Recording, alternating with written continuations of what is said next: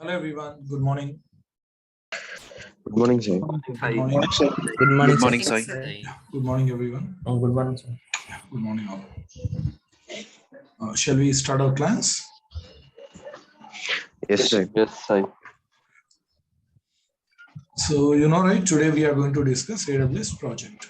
Are you aware of this? Yes, Yes, sir. sir. Right? Okay. Fine. So let's get started now.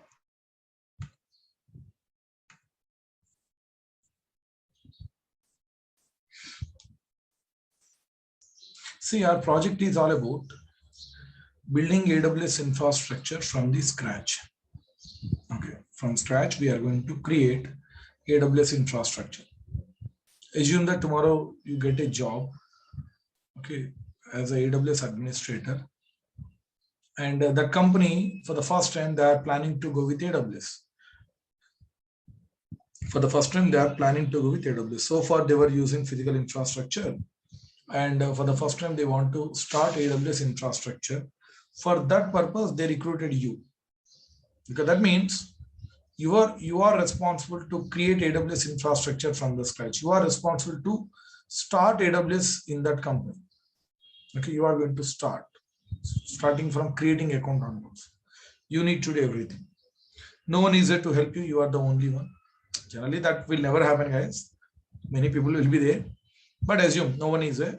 You are the only one. So you are going to build AWS infrastructure from the scratch. So how you are going to do it? So here many teams are involved, because you are going to create AWS infrastructure. Then after that, these DevOps engineers and all, they are going to install packages and all, that they will do it, automatic deployments and all. I think you might have seen in yesterday's demo. They are going to deploy all those things. Developers, they will write the code, and the DevOps team, they will deploy, testing team, they test. So many teams are involved. So what for you are responsible? So you are responsible to create infrastructure and manage that infrastructure. If you can create that infrastructure, you can happily manage that infrastructure also. That means you are going to create VPs in AWS for your company. Okay, and you are going to create subnets. You are going to launch servers. That too, by using auto scaling. You are going to attach load balancers. You are going to create buckets. You are going to set up IAM roles and all. You are going to set up monitoring services, notifications. Okay, connectivity, Bastion servers, NAT gateways, Route 53s, everything you are going to do it. Once the entire setup is ready, then these DevOps engineers and other team members, they will work in those servers. Then after that, every day you are going to manage that infrastructure also. You have to make sure that you are not getting any errors and all, connectivity issues and all, and many other administration tasks that you do day to day. Okay, that is how it is going to be. So today we are going to see how to build AWS infrastructure from the scratch. And in tomorrow's class, I'm going to explain how that you are going to explain that project. Okay, how you are going to mention that one in your resume, and how you are going to explain that one in your interviews. Okay, so today we are going to see what is our project, how to explain that one, that I'm going to explain tomorrow. Okay, so let's see how we are going to do it. That means today we are going to combine all services, all major services, whatever we discussed so far. By using that, we are going to create AWS infrastructure from the scratch. That is what we are going to do it. Okay. So guys, you understood what we are trying to do today? Everyone? Yes, sir. Yes, sir. Yes, sir. Okay. Yes, sir. Yes, sir. Fine. So let's do it now. Let's get started now. What I'll do, first I'll draw a diagram, complete diagram with the tools. In that I'll mention each and everything. So that, I'll be taking that screenshot also. I'll be sharing that one with you, so that when you look at the diagram, you should be able to understand everything. Okay. Everything I'm going to mention in that particular diagram. Okay. So let's do it now first.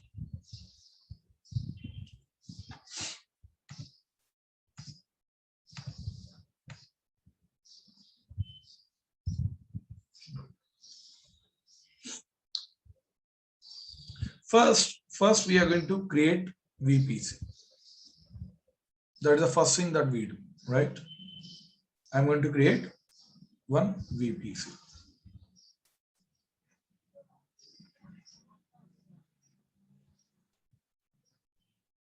So you can give any name to that VPC, that is up to you. I'll give my VPC. Okay. Now after creating VPC, you are going to give IP range, that is 10.0.0.0/16. This IP address, how much we have to give and all, you will get that range from network tables. Assume that you got this one, that's why you have assigned this one. Then here we have total 3 subnets. We are going to, you understood how to create 2 subnets. Today we are going to create 3 subnets. If you can create 3, you can create any number of subnets, right? So first subnet,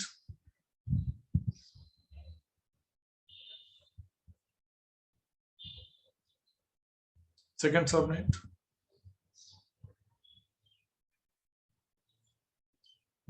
and third subnet.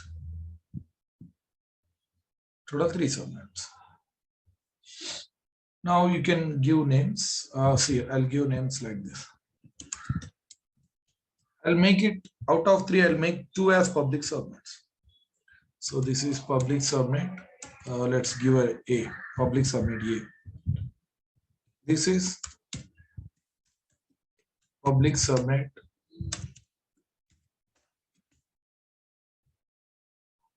B. This is public subnet C. We total 3 subnets are there: subnet A, subnet B, and subnet C.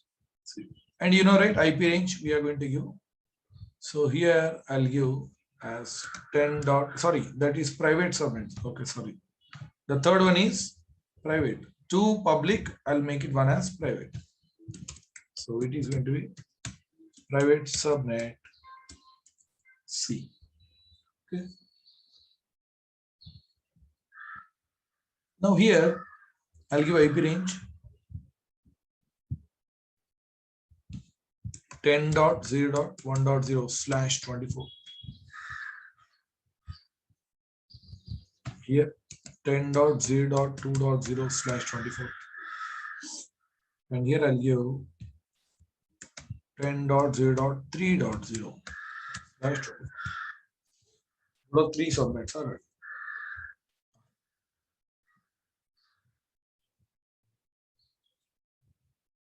Then I'm going to create internet gateway.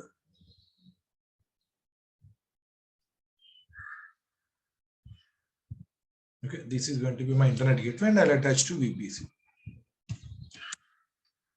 Right. Gateway. And this we need to connect to public subnets via route table, correct? So here I'm going to create route table. Okay. Route table. So one end of internet gateway I'll attach to route table, and another end I'm going to connect to both public subnets, because I know when you connect, then only they'll become public subnets, right? Correct or not? Okay. You know, right? 2 conditions should be met. One is you have to enable public AP, and the other one is you need to provide internet supply. So we are providing internet supply, and let's enable public AP also.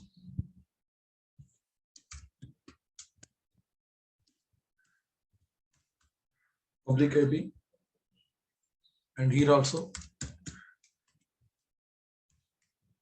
public. I'm going to enable public AP.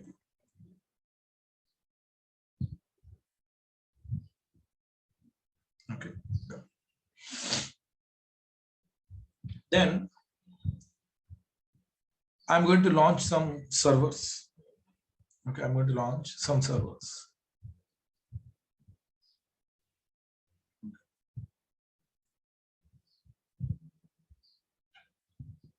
Total 4 servers I'm going to launch by using auto scale.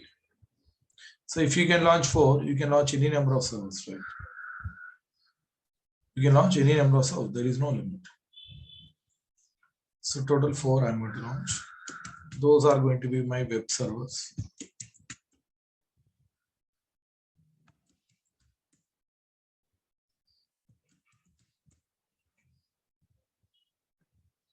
These 4 I'm going to launch by using auto scaling, not manually. Okay. And I'm going to connect all these servers to load balancer. So here you can see, assume that this is my load balancer.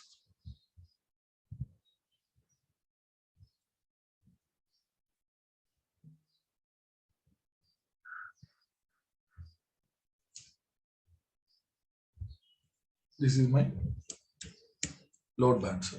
And I'll connect all these servers to load balancer.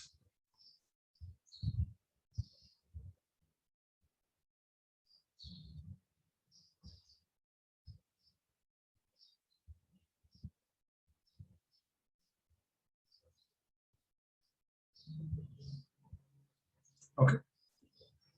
And here for your information, I'm going to mention as auto scaling.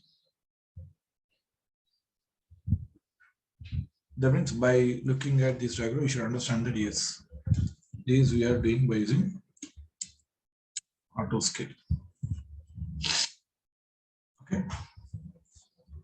And I'm going to have a NAT gateway. Okay, Bastion server. Okay, say this is going to be my Bastion server.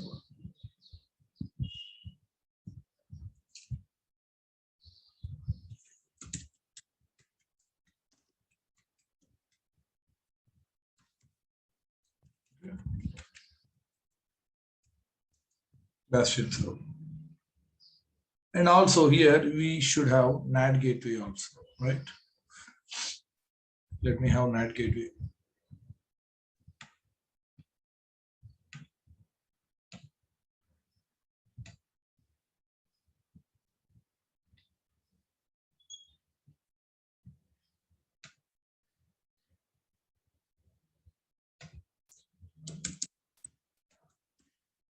NAT gateway.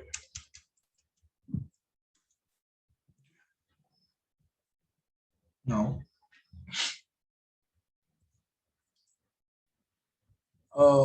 see, let's have a kind of IPs that they have. Okay, what kind of IPs? Public IP, private IP, elastic IP. What kind of IPs they'll have? See, let me mention.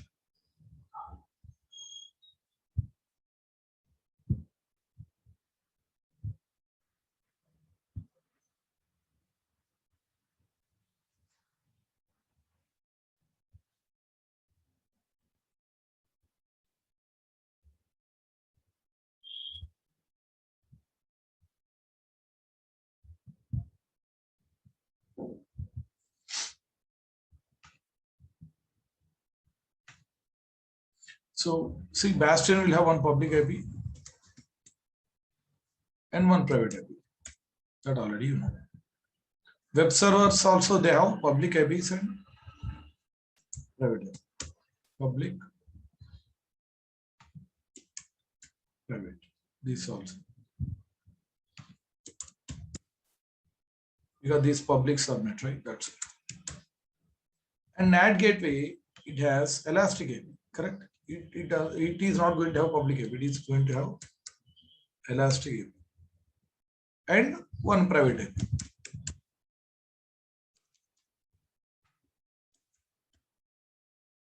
Then web servers, these also they have public IP and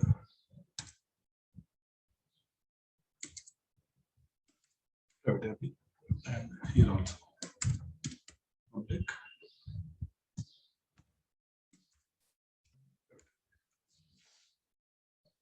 Fine. These things, you know. Now coming to ports, what are the ports that we are going to open? For Bastion, let me mention that.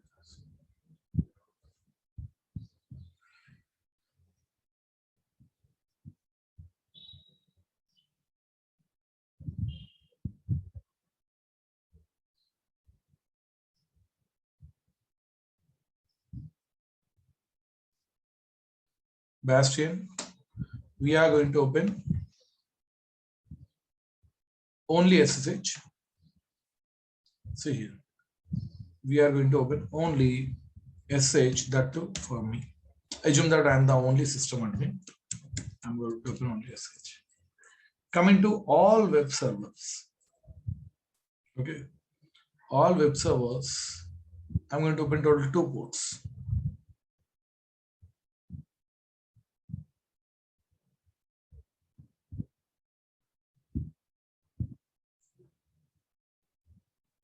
One is going to be SH,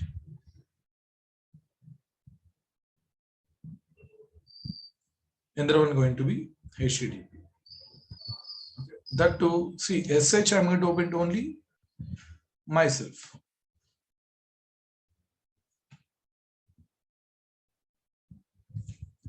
I'm going to share this screenshot, okay? SH I'm going to open to myself. HTTP I'm going to open to all, so that everyone should able to access website. This I'll do it for every web server. I'll create one common security group that I'll attach to all web servers. In auto scaling itself, I'll mention. That means same kind of ports I'll be opening to all web servers. Okay. Now, coming to database. Here what we'll do.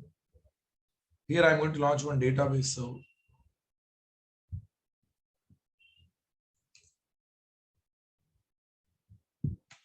This is going to be my DB server. Now this database server will have only private API. It is not going to have public API, very, very important. It is going to have only private API because we are not going to enable public API. Private API. Then, see, it's assume that in that we have installed MySQL. Assume, okay,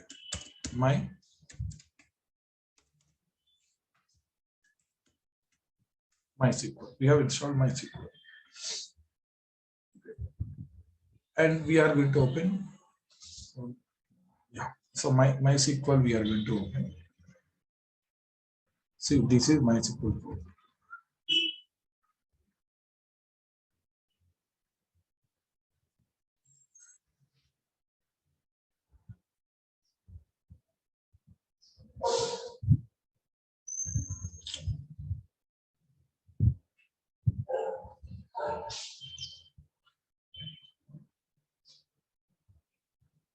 This is MySQL port.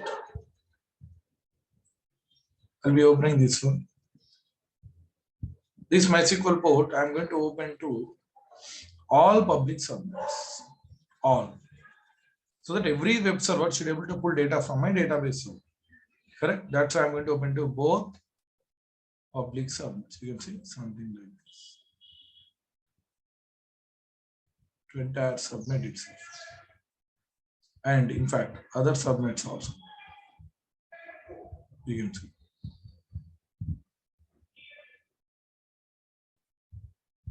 That is it. Then one connection is over. Then coming to Bastion. I'm going to open SH port.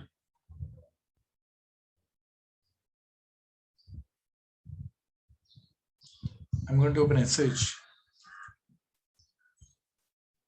port. SH port.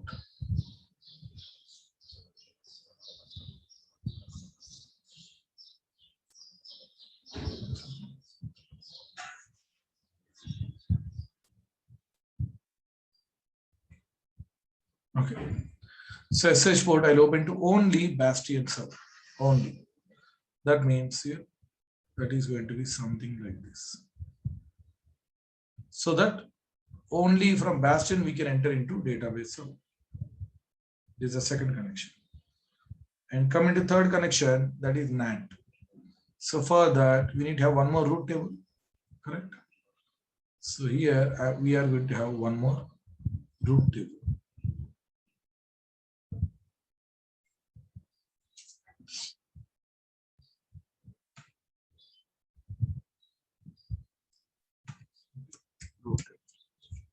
One end of root table, we are going to attach to NAT gateway. Another end of root table, we are going to connect to this subnet itself. So that every server inside my database server will get internet. Every server. Okay. So here total 3 connections that already you know, these are pretty important. 3 connections. One is, let's see, let me mention here. Yeah. One is MySQL.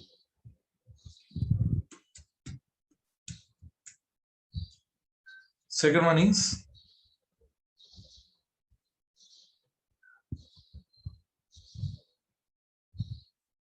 this one is SSH. And the third one is internet.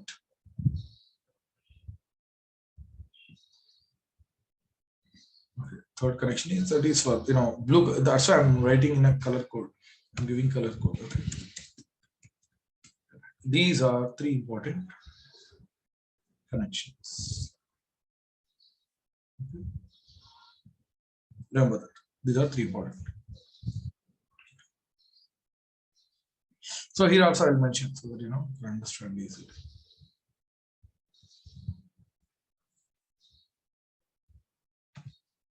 This one, black one is MySQL.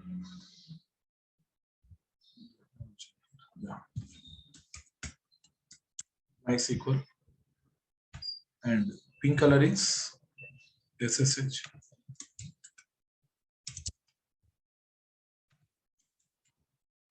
And the blue one is for internet.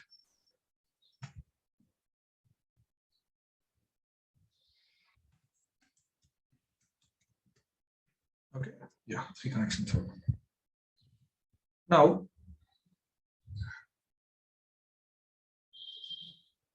coming to internet gateway, NSL and all we are going to touch, right? Yeah, so coming to route 53. Let's deal with route 53. Yeah, we'll have S3 buckets. Okay, what we'll do, we are going to connect one S3 bucket to all auto-scaling servers so that we can push some data, get some data from S3 buckets. Okay. So here we'll have a bucket like this.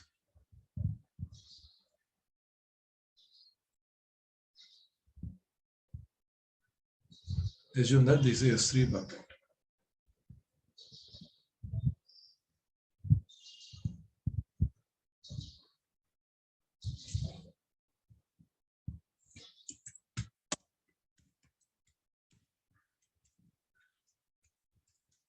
S3 bucket.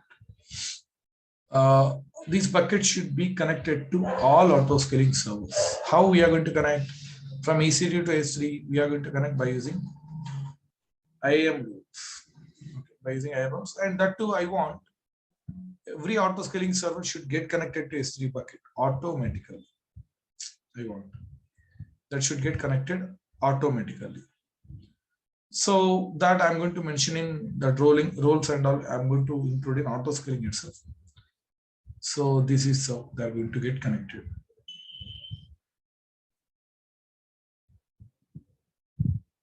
All servers will be connected like this.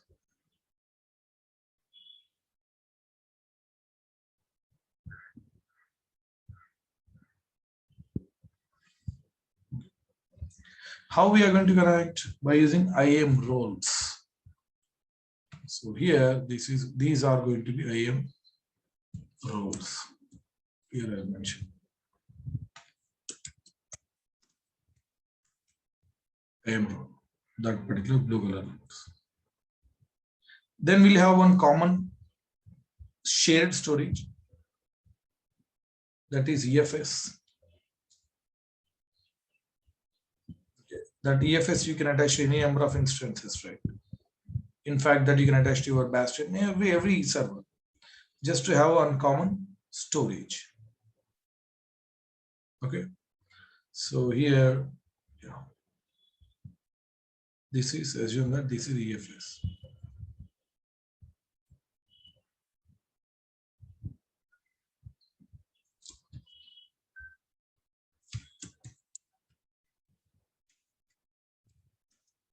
EFS.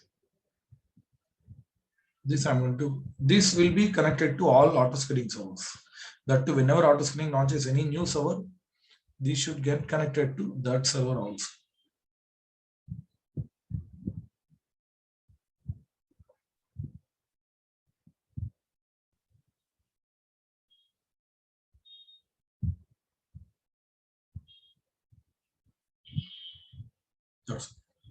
So we'll have one common storage. Then anyways, we are going to configure NACL and all here. Okay, before that, let's deal with route 53. But then again, we'll come back to monitoring SNS, NACL, all those things. Okay. So coming to route 53.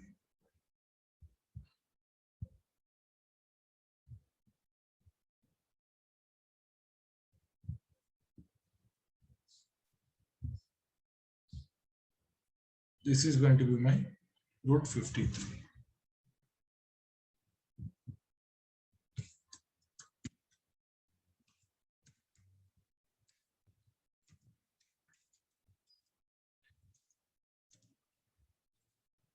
Route 53.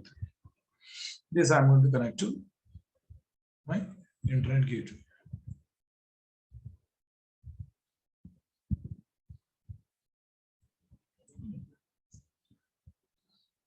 And here you know, right, we have our domain name. Okay, we have one domain name over here, that is, let me write here. Any domain name, whatever you have. Your company's domain name. Right now I have this domain name. But I'm going to use this one.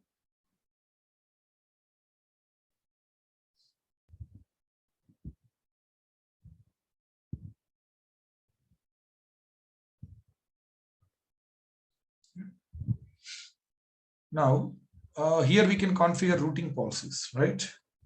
What I'll do, okay, assume that this guy is operating. These are the users, end customers, assume.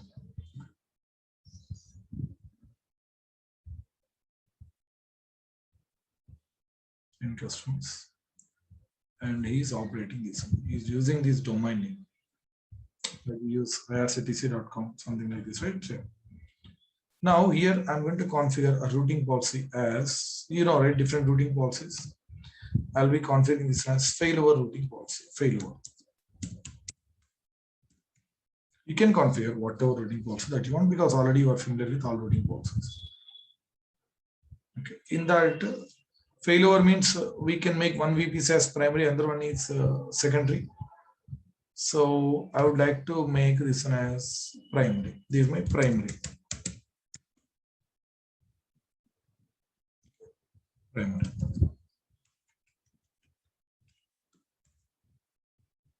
Then we should have one standby also, standby VPC. Let me create one dummy VPC here. Yeah. Assume that this is one, just one VPC. We'll have a connection like this, just to show that yes, this is a. This is also one VPC. I mentioned this is a VPC, and it is going to be my secondary.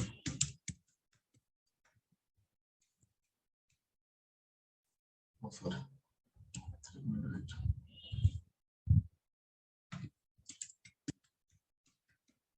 Secondary.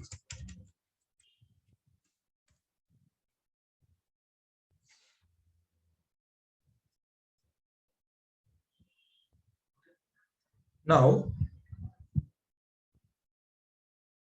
yeah, one is primary and one is secondary. Both I'm going to connect to route 53 by using failover routing policy. Okay. Then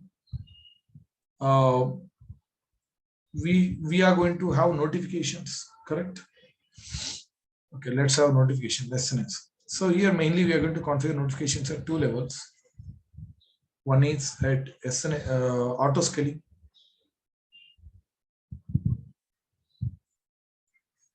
See here, SNS.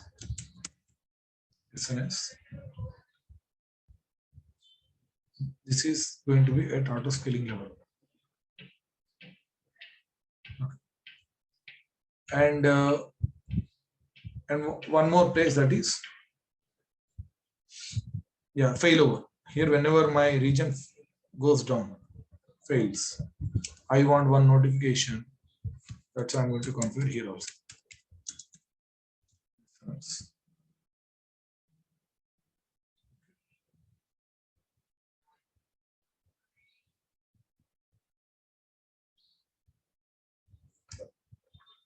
So in these two places, we are going to configure SNS notifications. Then coming to NACLs, yes, we should have NACL.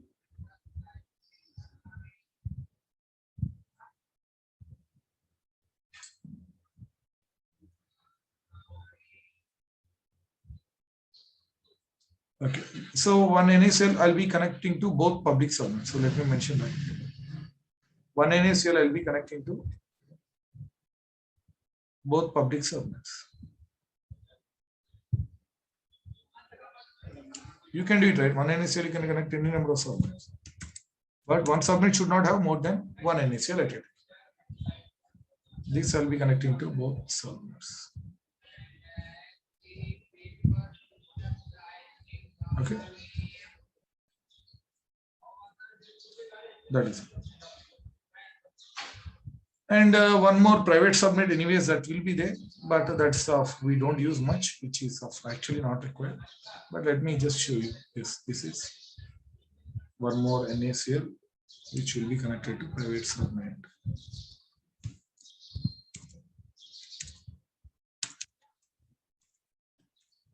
NACL will be connected to private subnet. Okay, this one. Then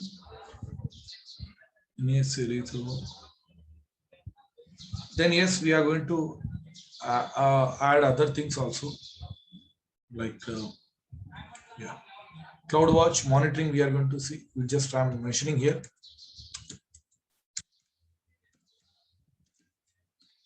CloudWatch. Okay, we are going to monitor average CPU utilization of all auto scaling servers. Then we are going to enable VPC flow logs.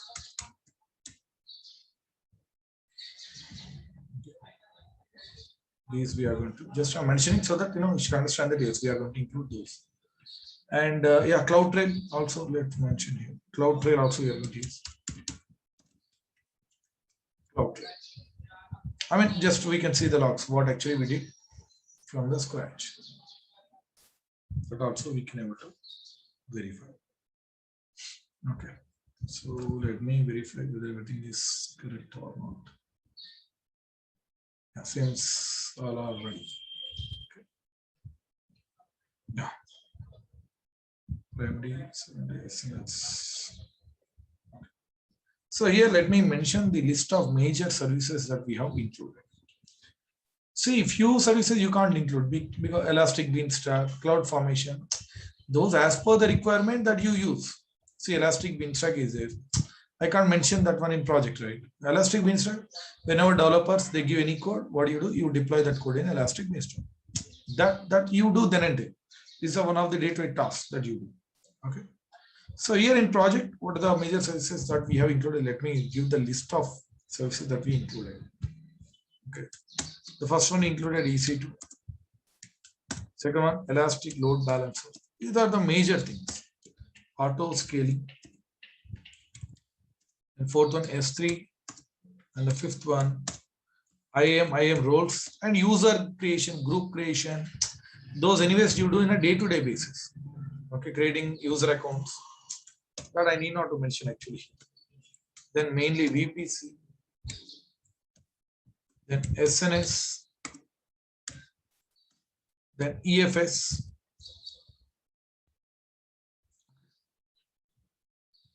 Then what else? CloudWatch, yes. Then Route 53. So there, here I'm going to configure health checks and all. The prime failover, right? We are going to configure health checks. Then CloudTrail, VPC flow log. Flow logs is actually part of VPC. Just for your understanding, I'm mentioning here. Flow logs. So these are the services I'm going to include. We have included in our project. These are the services. Okay. Let me verify anything missing. Public IP. So I hope I have mentioned everything, right? IAM role, SQL/SH 253, UFS, SSH, internet, auto-scaling load balancers. Yeah, seems everything is good. Once the entire project is over, I'm going to give list of no, here I'll give the list of steps. Here I'll write what are the steps that we follow to terminate, because see, here we have launched so many things, right? To terminate all these things, we need to follow one sequence, because there are so many dependencies which are there. Straight away, you can't go ahead and terminate all these things. No, there is a sequence that you need to follow, especially in some areas. So that sequence, I'll give the list of things that you can use to terminate. That is also very important, because we are going to create a lot of infrastructure. So if you forget to terminate, you'll get bill. So that's why terminating also very, very important. Yeah, CloudFront and all, that's what, based on requirement you use in companies. Based upon the requirement, the snowball and all, whenever any requirement comes, that time you use it. Okay. Yeah, seems good. Okay. So guys, here you need not to get confused here, guys. Whatever we use, right, whatever we covered, those only we are going to discuss. Individually we covered all services. Okay, those I'm going to integrate. Everything I'm going to keep inside VPC. Okay, so once this setup is ready in cloud, then these DevOps units and all, they will do their work. They launch servers in public and private public subnets. Database administrator, they launch servers in database section, private subnet, and they install some packets and all, they deploy. So then they will do their task. But being a AWS guy, your responsibility is first you need to create infrastructure. Okay. So this is how you are going to do it. Once you do it, then you can manage also easily, right? Once you did all these things, then if something goes wrong, then you'll come to know where actually went wrong. Same thing we do in companies, but in a bigger scale. Here we launched 4 servers. Okay, here we have 4 servers. Auto scaling. In company, we use 400, 500, something like this. Okay. That is. Now, fine. I'll mention here. I'll give heading also. Why I'm mentioning everything in this diagram, so that I can share this screenshot. By looking at this one, you should understand everything. That is the reason. Okay. So let me give heading also.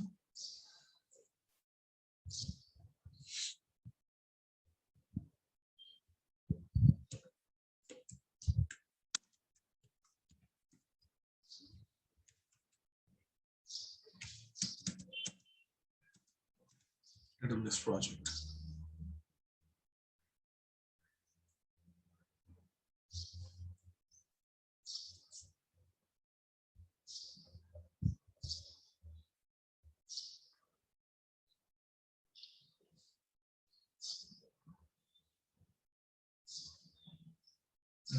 So what we do first, so here in this diagram, before we jump into these practical sessions, if you have any doubts here, you can ask me. Any doubts from anyone here? Hello, Sai. Yes, please. Actually, I joined around 8:30 only. Why this web server is connected to S3 bucket? Just to have a connection, so if at all if you want to share any data which is there in S3 and all, that you can put some data, get some data from web server to S3 bucket, right? This also I'm not saying that you will do it definitely, but based on the requirement, you do it, like connecting IAM nodes and all. So that's everything I'm mentioning here. So that in company, if they ask you to do it, you should know how to do it. That's why I'm connecting. Okay. No. We can create a template. Which one? I didn't get you. Come again.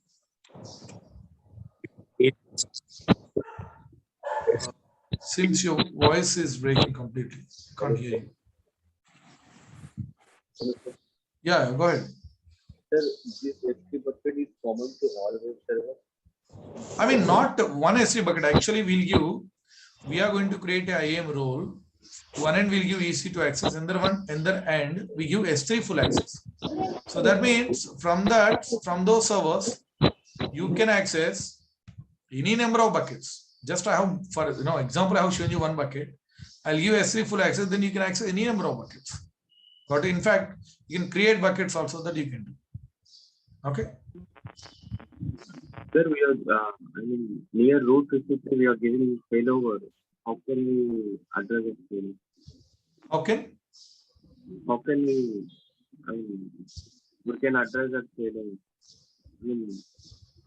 If at all my primary VPC goes down, see, actually what we have to do in secondary standby VPC, the entire setup we need to keep in secondary VPC, so that whenever my primary goes down, secondary VPC will come into picture. Okay. That means we have to create a whole thing in the secondary. Yeah, that we have to do it, but that I'm not going to do it. That you can do it, right? If you create one more VPC in another region and you can repeat the same infrastructure, that you can do it, right? Correct or not? Just for temporary purpose, I'll just want dummy. I'll just I'll explain how generally we do it. This same setup you need to repeat here. Okay. Any more doubts? Yes, can we keep Bastion server in any of the public subnets? Yes, you can keep any one of the public subnets. This NAT gateway and Bastion you can keep in any one of the public subnets. In fact, you can have one more Bastion also if you want. One more. Okay, in second public subnet, and that you open SH port of database server to that Bastion also. So you are giving two servers so that anyone can access my database servers. The minimum public subnets is 2. Yeah. Two. You can have any number, that is okay. NACL is connected to RT only. Which one? NACL. I didn't get you. Come again. NACL is connected to RT. NACL is connected to both public subnets. Okay.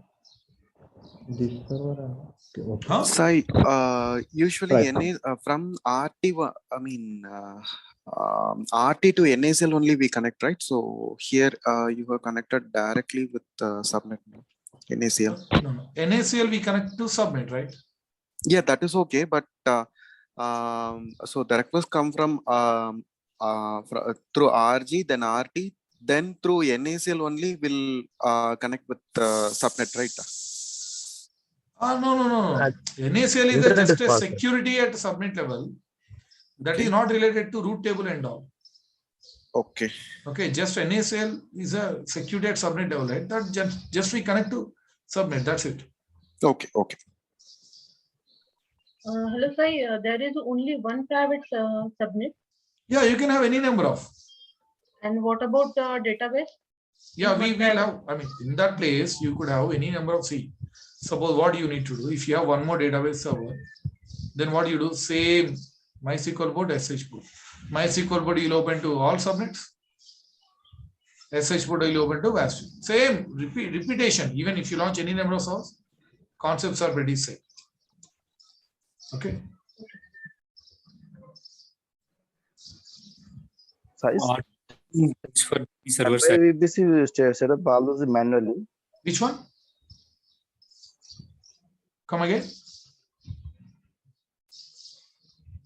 I didn't get you out. What was that? Secondary VPC. Yeah, that also we do it. Yes, in some other Secondary region. VPC is set up all those manually. Yeah, manually we need to create actually, but Manually, that's one-time manually. effort. Yeah, right, correct, manually. Sai, in companies, will they use VPC endpoints to transfer data from database to S3? No, actually that's a new topic actually. That's why that is not fully operational yet. Okay. And one more thing, here this entire setup you can do by writing code. Okay, or by running commands that right? If you are good at that coding and all, cloud formation. So Yeah, what you do, you create one big lengthy file and this is going to be a big one. Get that? You can do it, but not so easy, right? A number of things we are going to mention and all. So not so easy. So main thing is scripting. Yeah, scripting, yes. Sai, this secondary VPC is while we create that, is it in running state or it will be ideal for until the main server will be fail over, then it will restart? Yeah, it will be in a standby mode. Whenever primary goes down, then secondary will come into picture automatically. That standby means that it is running or it is waiting for the main server to fail over? We keep that one running only, but with the limited infrastructure. We auto scaling and all, we keep less number of servers. So whenever it's something happens, then immediately we increase the number. That's all. Okay. Limited, just kind of a standby kind of this. Okay. Yes, we connect route 53 with load balancer or actually here we connect route 53 with load balancer, but in diagram I can't show you right in that way. So that's why I have shown something like this. Okay. Yeah, actually we connect to load balancer. Okay. Hello, sir. We create this infrastructure, and after that, suppose any connection is lost, so we are responsible for that, or? Yeah, we are responsible. That you can do it. Suppose someone unable to access, then what you can do, you can go and verify whether the port is opened or not at security group level, NSA level. That I'll tell you. What are the errors generally we get, day-to-day scenarios, what we do. Tomorrow I'll give list. There you'll understand generally what kind of issues that we may face. Got it, Vishali? Yes, sir. Okay. So I tell one real-time scenario about private subnets, that how many you created in your company. See, in my projects, earlier we used to have 5 public subnets and 3 private subnets. Generally, compared to public subnets, private subnet number will be less because we keep more web servers compared to database servers. Okay, so that's how 2 you can have 3 in some small companies, 1 also, because see how many number of servers you can launch. You can launch many servers, right? See /24. So you can have 32 minus 24. So many servers you can launch it. So that's up to company. Like small scale 1 subnet, medium to big 3, 4. In fact, more than that. In fact, 1 subnet also you can increase the IP address, right? It's all not about how many subnets. It's all about how many servers you have. So in 1 subnet you can have any number of servers, right? That's it. Got it? Yeah, thank you. Okay, so shall we get into lab session? Yes, sir. Yes, sir. Yes. Right? Yes, sir. Okay, guys, here one more thing I'll tell you. We did all these things. We already covered all these topics. Correct or not? Whatever you can see on the screen. All these things we have covered or not? Yes, right? sir. You understood practical session also, all these, whatever you can see on the screen. Yes, sir. So the same thing we are going to do, but we are going to integrate all these things. Okay, if you are not understanding any of the topic, say what is NAT gateway, why did you connect and all, that means you did not practice. Correct or not? That's the meaning, right? Correct or not? Okay, I'm assuming that you practiced all these things. Then only you'll understand the project. If you are not understanding any one of the topics, means it's sure that you did not practice. Because all these things we already covered. We did in our last, previous classes. Okay. Fine. In fact, VPC, we spent good amount of time there, right? We created around 2 to 3 times that infrastructure. Okay. So fine, no problem. I'm assuming that you practiced all these things. So let's get started. And before that, we'll do one thing. We'll take a break actually, because after that, without any break, we'll create this. Continuously. I'll take more than 2 hours. Okay. So right now time is 9 a.m. Right. So you take a break for some half an hour. Just go and have breakfast. Coffee, tea, whatever you want. Then after that, without any breaks, I'll finish this lab session in one go, because there I can't give breaks. So continuously for 2.5 hours and all, I'm going to take this class. Okay. So now you take a break for half an hour. Now time is 9 a.m. So we will start at 9:30 a.m. because for me also talking continuously would be difficult, right? That's it. Is that fine, everyone? I'm not going to stop this one. Okay, sir. We'll start exactly at 9:30 a.m. Okay. Meanwhile, you have your breakfast and be ready. Got it? Yeah, go ahead, please. I want to request that while we are creating this project, right? So mention the flow also. First, we are creating VPs, and then we are enabling web servers, and then Bastion, and then NAT. Flow also, it will be very helpful for us. Yeah, you will. Anyways, you'll get recorded video, right? I'll do it in a sequence order. You will get recorded video, right? No problem at all. Okay. Yeah. Fine, guys. I'm not going to stop this meeting. Okay, stay connected only. We'll continue at 9 a.m. Okay. So meanwhile, just have your breakfast and be ready. Okay. Yeah. Thank you. Thank you, everyone. Okay.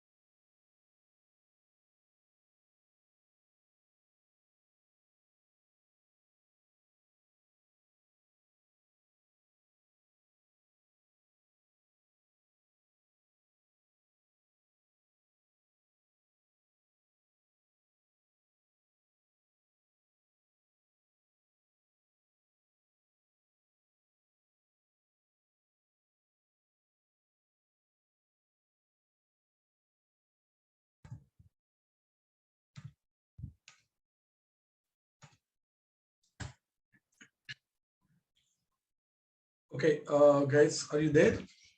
Shall we continue our class? Yes, sir. Yes, sir. Yes, sir. Okay, yeah, fine. So we'll do it now. So what we'll do first, we are going to start with VPC. Okay. First we'll create VPC, then all other stuff we'll do on that. So log into AWS account.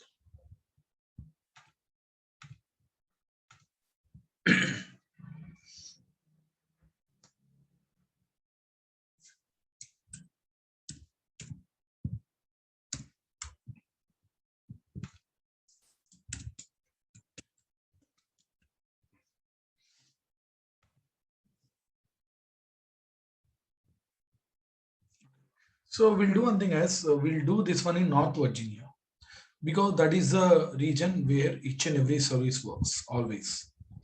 Okay, so we'll create this entire setup in North Virginia region. Okay, let me verify. Do you have anything? If we have anything, I'll remove all these things so that we can start from the scratch. Let me delete key pairs, everything.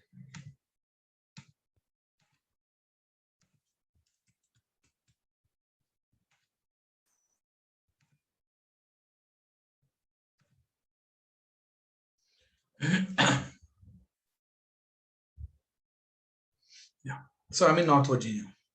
So first we are going to create VPC. Okay, we are going to create VPC by giving this range. So let's do it.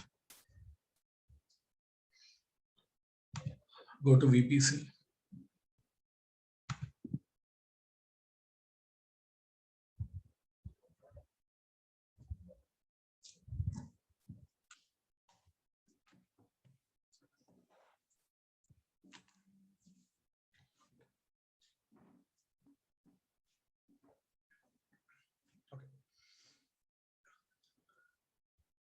Your VPCs, create VPC. I'll give any name. I'll give as my VPC. Coming to IP range 10.3.0/60. Create VPC. VPC is ready. And you know, right, in VPC by default you'll get root table and NACL. By default you get, you know, these things. Now let's create two subnets. Total 3 subnets we are going to create. What you can see on the screen, these are default subnets of default VPC. Now create subnet. In which VPC? My VPC. Give any name to this subnet. The first we'll choose availability zone. I'll choose first one.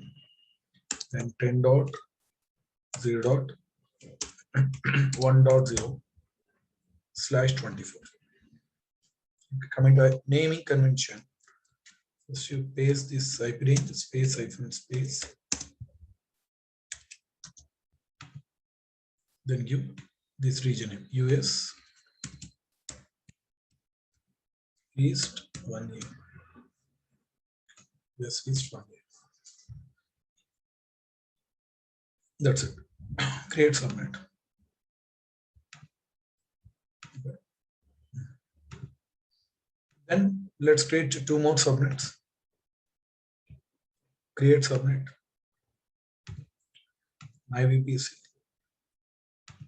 Second availability zone. You can choose anyone, that's up to you. 10.0.2.0/24. Okay. Now IP range. Space hyphen space. US East 1B. Yes, East 1B. Now create subnet. Then one more final. So say my VPC. You can choose any availability zone. 10.0.3.0/24.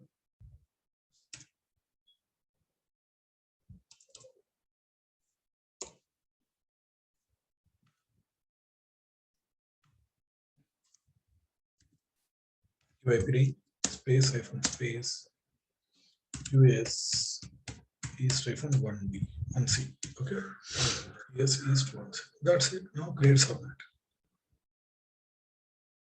Total we have total 3 subnets. 1, 2, 3. Out of these 3, I'll make 2 as public subnets. So first condition, you have to enable public IP. Go to actions, modify auto SN IP settings. Enable. Save. And one more thing, that is one more, no, for other subnet also. Modify auto SN IP settings and enable. That's it.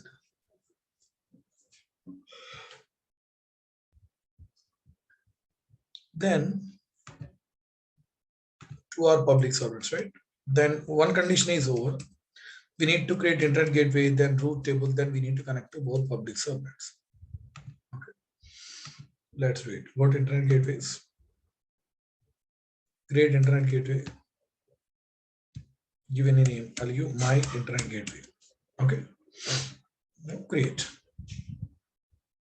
This we are going to attach to my VPC. Okay, done. Now, then we need to get ready with root table. These are default root tables. Let me create my own root table.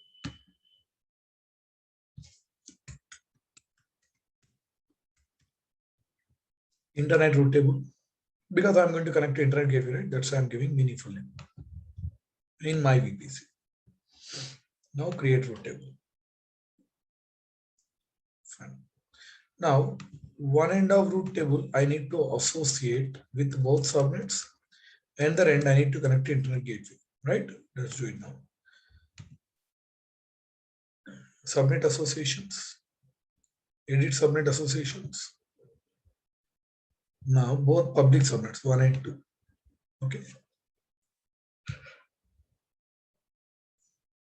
Connect.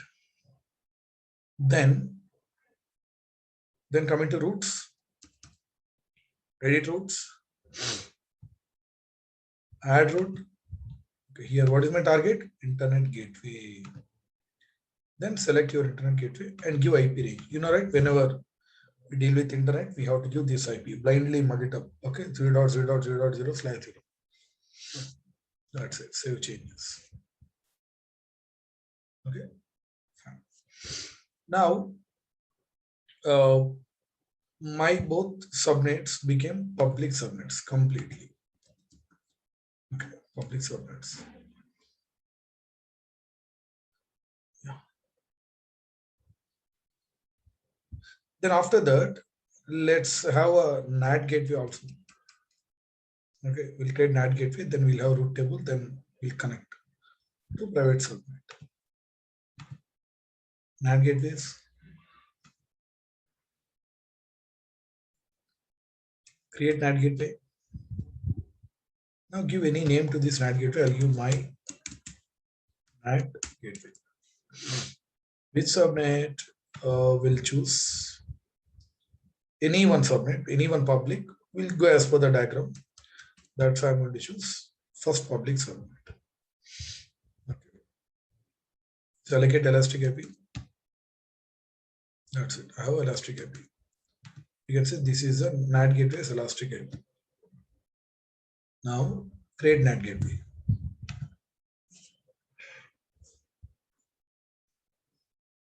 NAT gateway is ready. Now what we need to do, we need to get ready with default root table, and one end I'll connect to NAT gateway, and the end I'll connect to private subnet, right? So go to root tables. Let's make use of existing root table. Default. See here, this, let me rename. I'll give NAT root table. Just I'm renaming. Okay. This here first subnet associations. So we are going to associate private subnet, right? Select and save. Done. Then come into roots, edit root, add, then here NAT gateway. and select the NAT gateway here. And same NAT also dealing with internet, right? That's why we are going to give 0.0.0.0/0. Okay.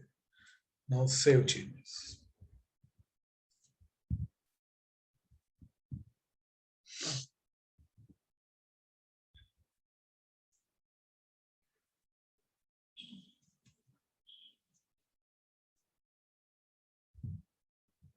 NAT gateway is ready.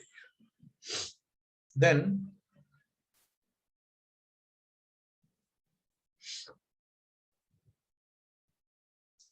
now coming to next one. See guys, we need to keep other things ready. We need to keep other things ready. Like, we need to set up this, before you touch auto scaling, you need to keep this SNS, EFS, S3 bucket, okay, and everything we need to keep ready. Okay, IAM roles and all, because we are going to include all these things in auto scaling, correct? So before we configure auto scaling, we need to keep all other things ready. Okay, so let's deal with all these things like SNS, S3 buckets, IAM roles, EFS, okay, all these things. So let's do it now.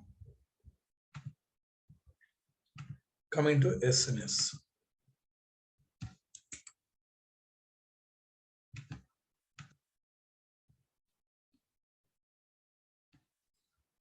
Give any name to this SNS. I'll give AWS team. Okay, topic.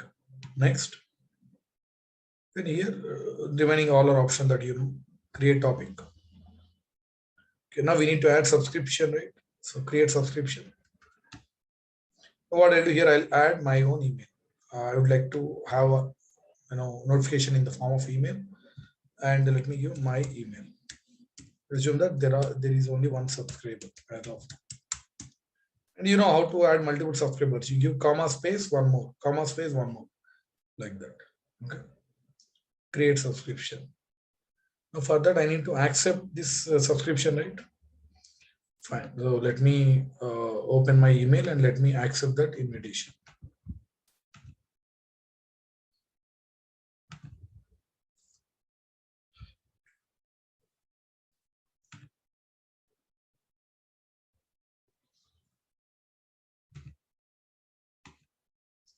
So here you can say I got an email. No, confirm subscription. Done. You can say subscription confirmed. For which topic? AWS team topic. Okay, done. Now coming to, so go here and hit refresh, because right now it is showing pending confirmation, right? Hit refresh, then it is going to show confirmed. You can see SNS is ready. Then next thing, let's keep S3 buckets ready. S3.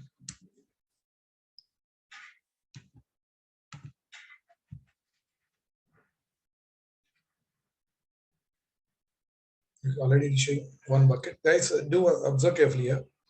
While deleting Elastic Beanstalk bucket, you might get some errors.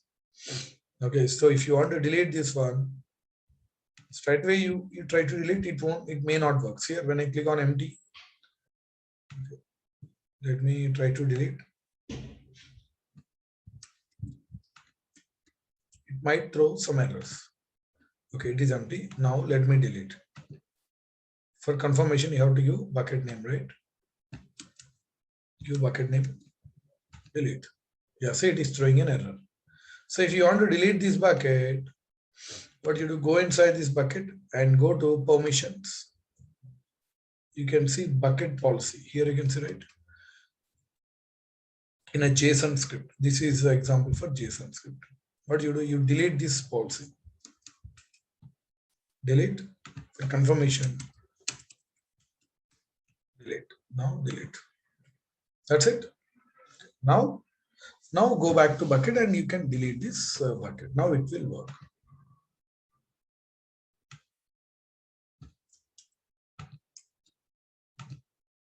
Now see, that's it.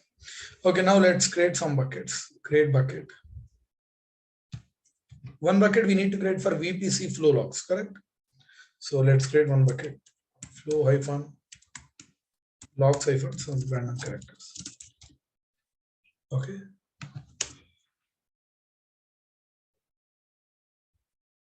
This is flow logs bucket. Now create in the same region. Make it public. Acknowledge. Then create bucket. Now two more buckets. Let's create two more buckets. Create. So here I'll give as first hyphen some random characters. And enable public, acknowledge, and create bucket. One more. Create bucket. Second.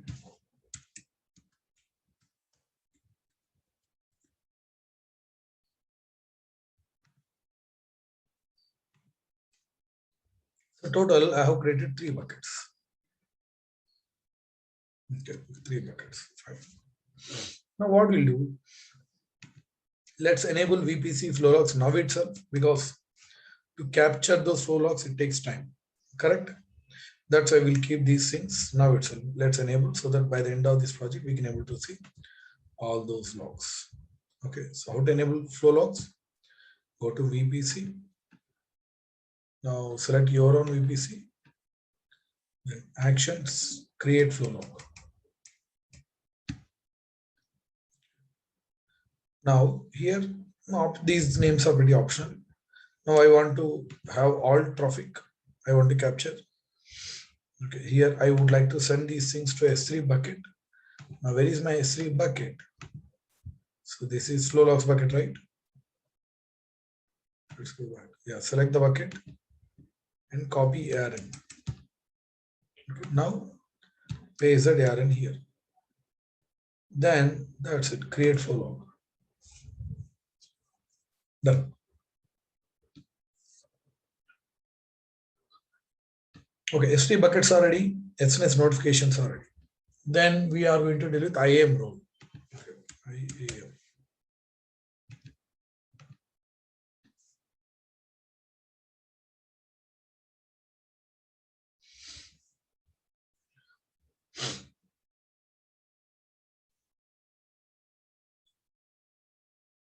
Now go to roles.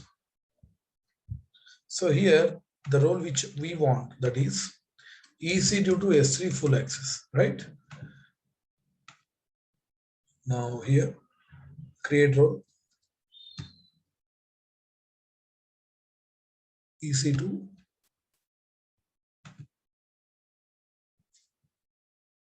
here S3. S3 that to full access or whatever access, that's up to you. Yeah, you can see Amazon S3 full access. Now next, now key and value is pretty optional. Now give any name EC2 S3 full access to the project 9am. Whatever name that you want, you can give. Create role. That's it. My role is ready. You can see EC2 S3 full access role 9am. Okay. Then let's have one more, that is EFS. EFS.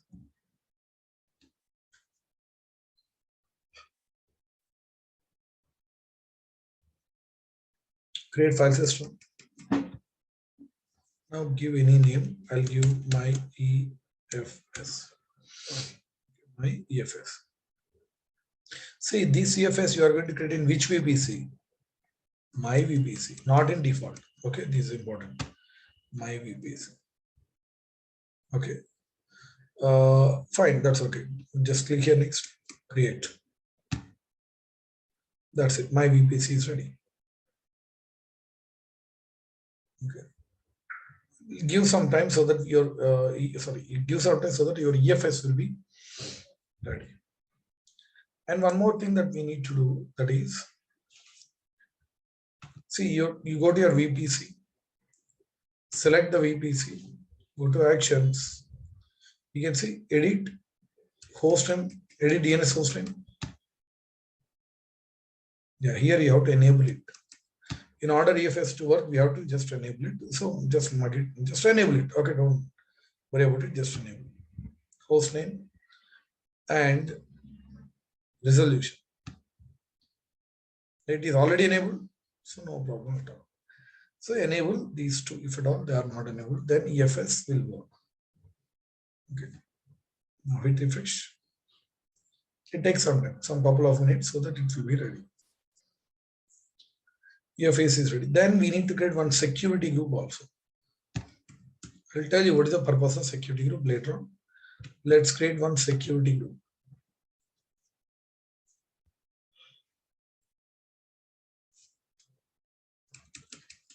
Security group here. Now create. I'll give name as web security group. See, the same security group that I'm going to use while launching auto scale. Okay, that means one port SH I'll open to myself, HTTP I'll open to all. That's what. So here, in which VPC? My VPC. You can see my VPC. You can give any description, web security, that's fine. Okay. Now what are the ports I need to open? SH2 only to myself. Only myself. My IP. And HTTP is right, that is for everyone.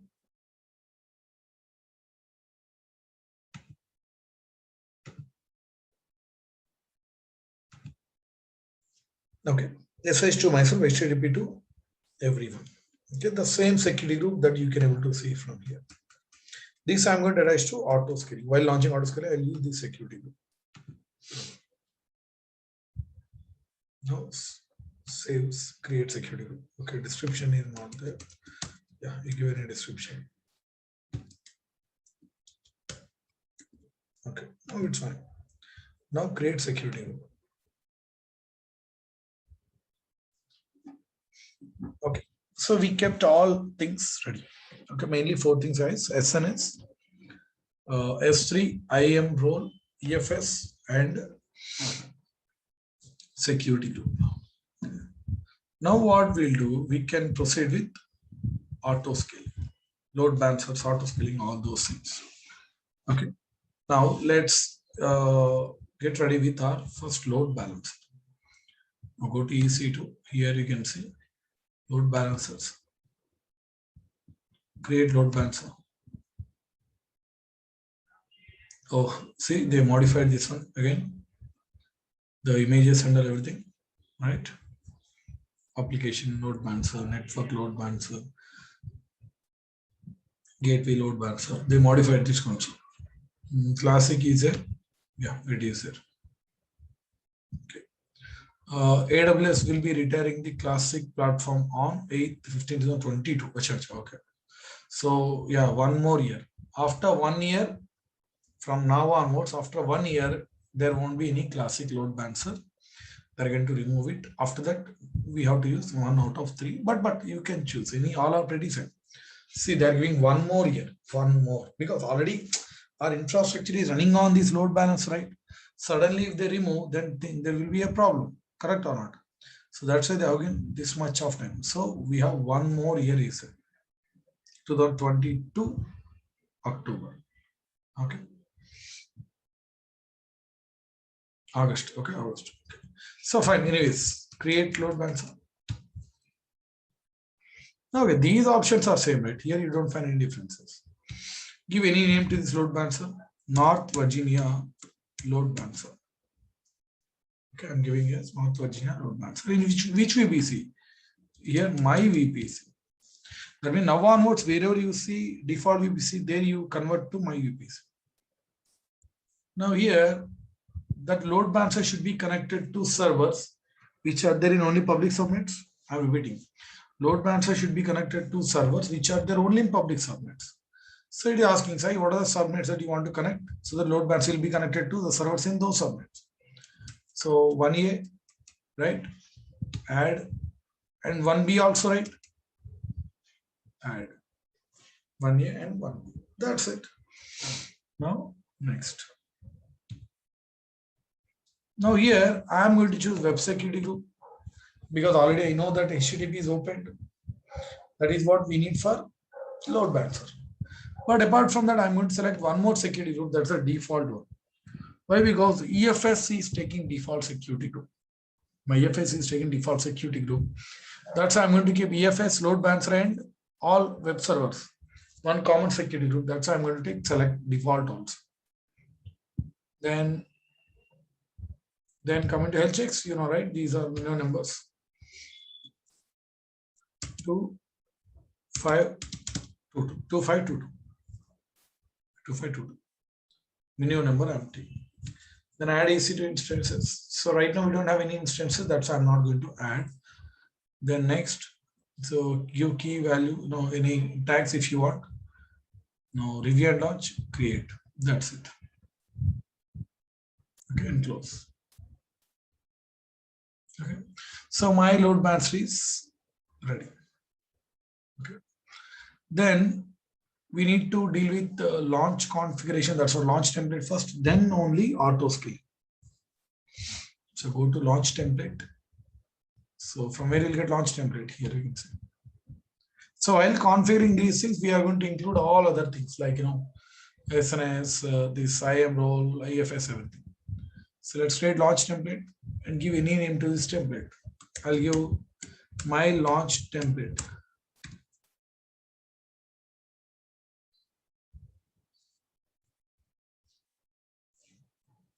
Okay, my launch template.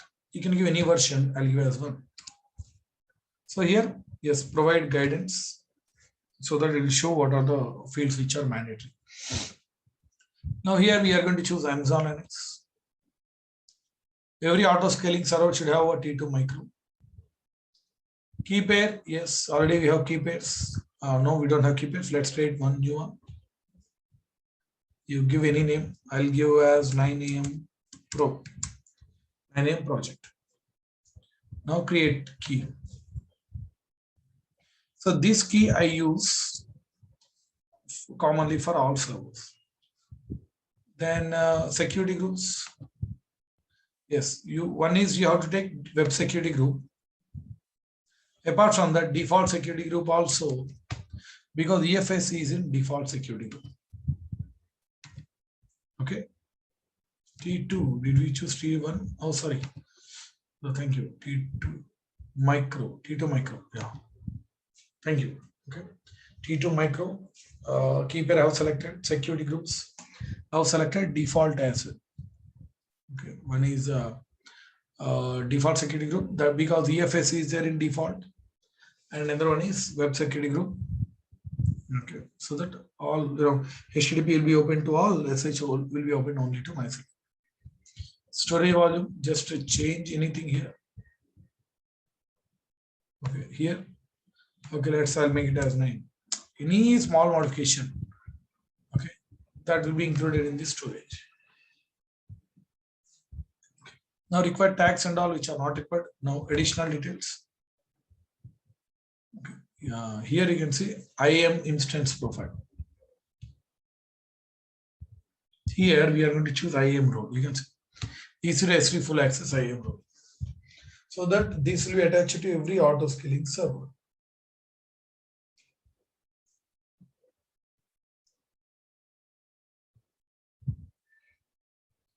Next, these are going to be my web servers.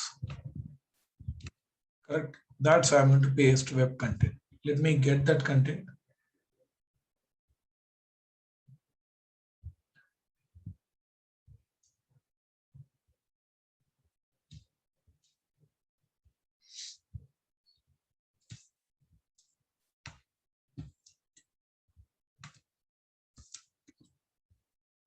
Okay. You can see this is web content. So that this will be pasted in all auto scaling servers. Okay. my AWS project. Just this will be displayed on the web page. Now create launch template.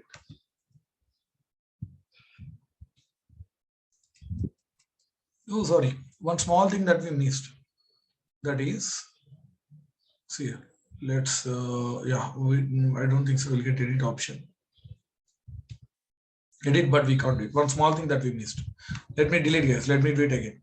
I'll tell you what is the one that we missed. See, EFS also, or whenever autoscaling launches any new server, that should get connected with the EFS also, right? Correct. One mount point should be created. Mounting should happen, right? Everything should be done automatically. So that also we are going to configure in launch template only. So create launch template. Now give my launch template. I'm doing again. Version 1. Just show guides. Then T2. That's what Amazon Linux. Then here you take T2 micro. Key pair, you choose a key pair. Security groups. One is web security group.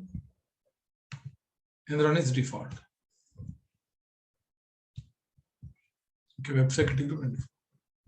Then storage. So here, just change the name. I will make it as name. Okay. Yeah, that also we can do it. Srikanth. Okay. Now tags and all optional. Network is also optional. Now here you choose your IAM role. Then here, while pasting that code, let me show here. Pasted this code. Then here itself somewhere. Okay, see, after aim update -5, here you need to create one mount point. What is that mount point? Let me show. That is mkdir. Something under top level directory. I'm creating a folder called Sai. Okay. Under top level directory. Then that's what this mount point will be created in every EC2 instance, autoscaling server. And let's have a mounting also. So to have mount, you need to get the mounting command. So here, go inside that file system. Okay, here attach.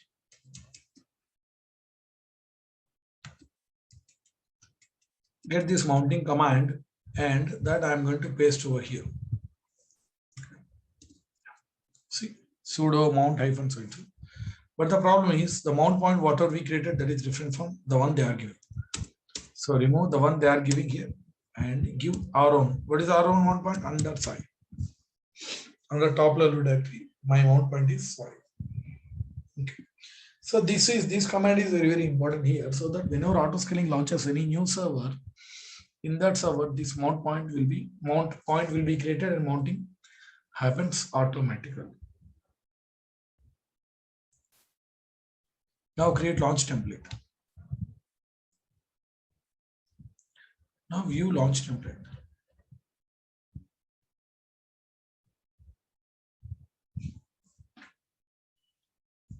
If you want, you can just verify whether that everything you did properly or not.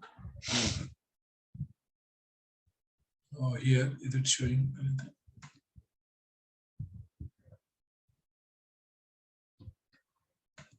We have only one version. Template tags we did not give. Linux code is not showing here. Advanced details. Yeah, these are code that we have. So since everything is good, 3D, AWS, HTML, mkdir, Sai, and here also. Sai, everything is correct. Okay, my launch template is ready. Then we'll configure auto scaling. So let's go with auto scaling.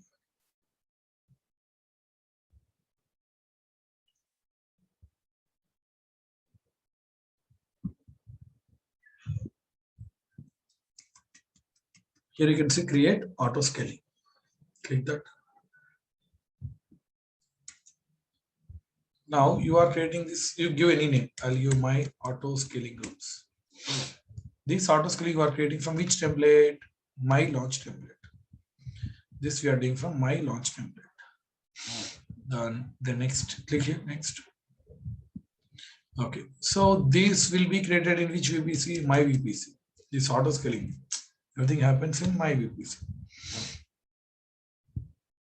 Then we subnet. These servers should be created in all subnets. That is what I want. You can say I selected all subnets. So whenever auto scaling launches any new server, those should be distributed in all 3 subnets, not 3, in fact 2 only. Because third one is private subnet, right? So here auto scaling means web servers. So these should be created in only 1 and 2 subnets only, public. Okay. Then next. Now attach to an existing load balancer, which is already there.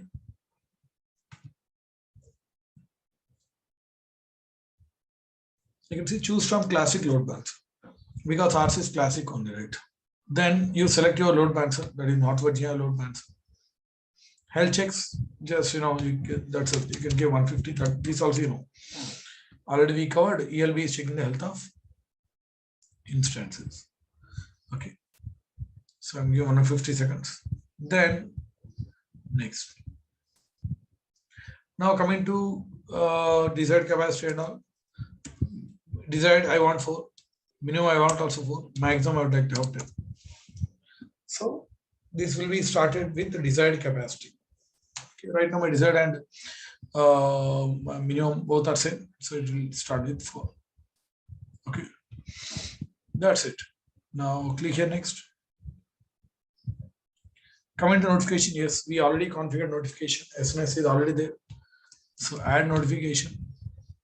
Now give the topic name. See, the topic is already there. And in all these places, you will get notification. Whenever auto scaling launches any server, terminates, fail to launch, fail to terminate, in all these cases, you will get notification.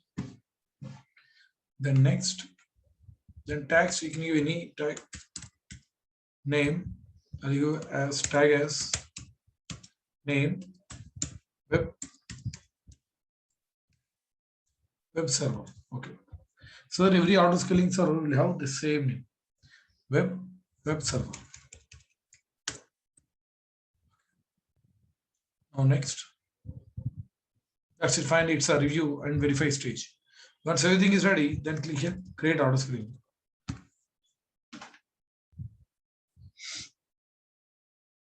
That's it. My auto scaling group is absolutely ready. Okay. Then we need to deal with remaining all these things like Bastion, database server, and the connections and all. We'll do it. Okay, just give me 2 minutes, guys. Let me have some water. Just 2 minutes. Okay.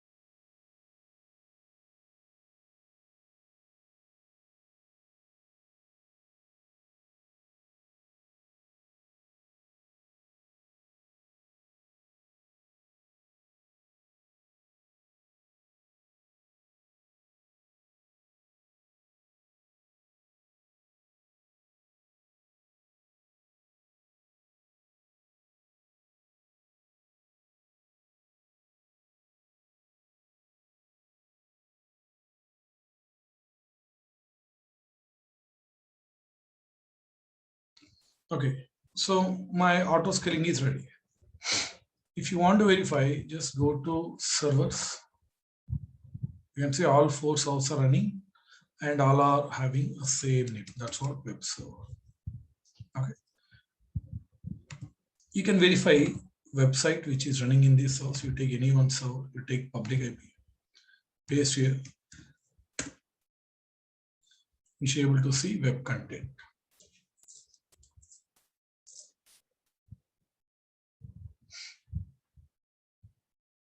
That's right.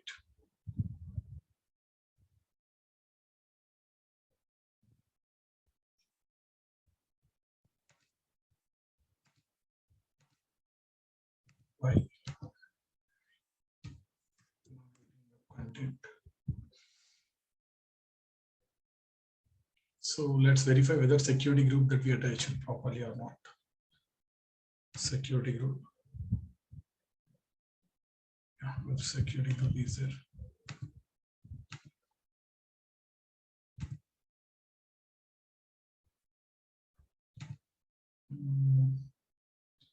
Inbound.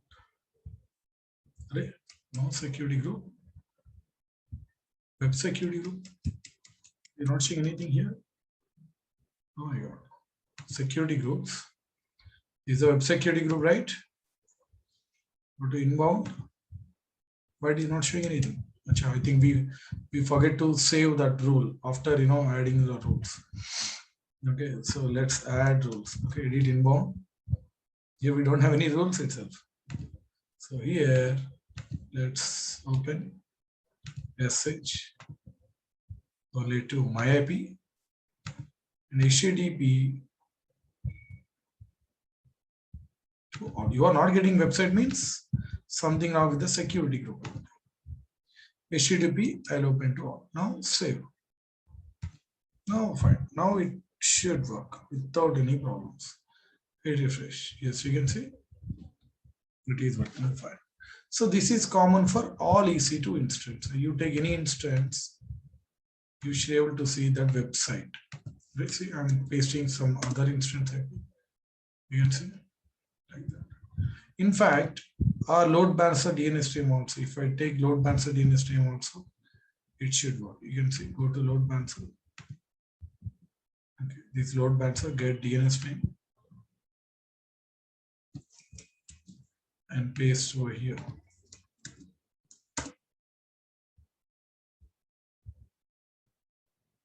Yes, you can see it is working fine. Okay. Yeah. It should come AWS My project, right? That's what the content we have given. But why it is taking this one? That means let me go to launch template. Let's verify which template it took. Launch template. Did it take an older one? Since it took, we deleted and we created. So let me verify what kind of content is there here. Acha, we deleted and we created, right? When we created second time, that time we did not change the content of the template. Correct or not? See here, the first time actually we modified the content, but that we deleted. Now second time we created again, that time we forget to modify the content. So it is taking the old content only. So that's why my go. Now everything is good, no problem. Got it? So here you can see content you can give anything, right? Just whether that you can see on website or not, that is important. Okay. Yeah, so my auto scaling is ready. That's why I see before we touch auto scaling, we kept all other things ready. We kept S3 buckets ready, that IAM roles, EFS, SNS. Correct or not? Okay. So that's all. So that everything we can include in our auto scaling. Okay. Now, guys, first listen. Don't type anything in chat box. First listen the class. Okay. Then after that, yeah. These things ready. Okay. Let's get ready with Bastion server, NAT, Bastion server, database server, all these things. Let me create a Bastion server. Go to EC2. Launch instance. I'm going to create one Bastion server where in public subnet. T2 micro. Now number of instances, 1. In which VPC? My VPC. Which subnet? Public subnet. The two first public subnet as per the diagram. Bastion server you can keep in any one of the public subnets, but will be as per the diagram. So that's why I'm going to keep in first public subnet. I'm not going to keep any web content because it is not going to be a web server. It is just a Bastion, right? Now next. Next. Give any name. I'll give as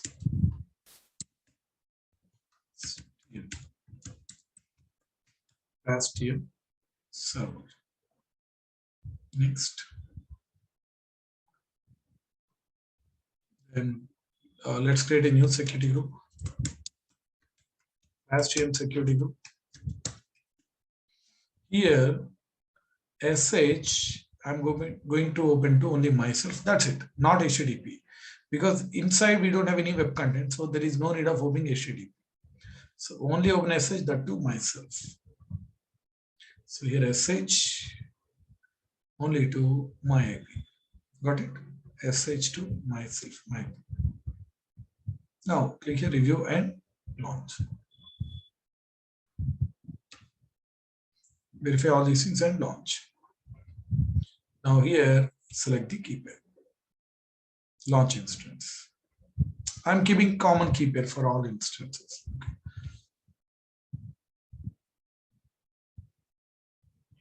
And view. My instance is ready last year. Now we are going to keep our database server also ready. Database server. Let's do it. Launch instance. Amazon Linux. Now T2 micro. Fine. Now which VPC? My VPC. Which subnet?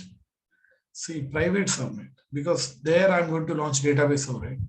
That's why it is going to be a private subnet. Now you know, right? Public IP is not enabled, disabled.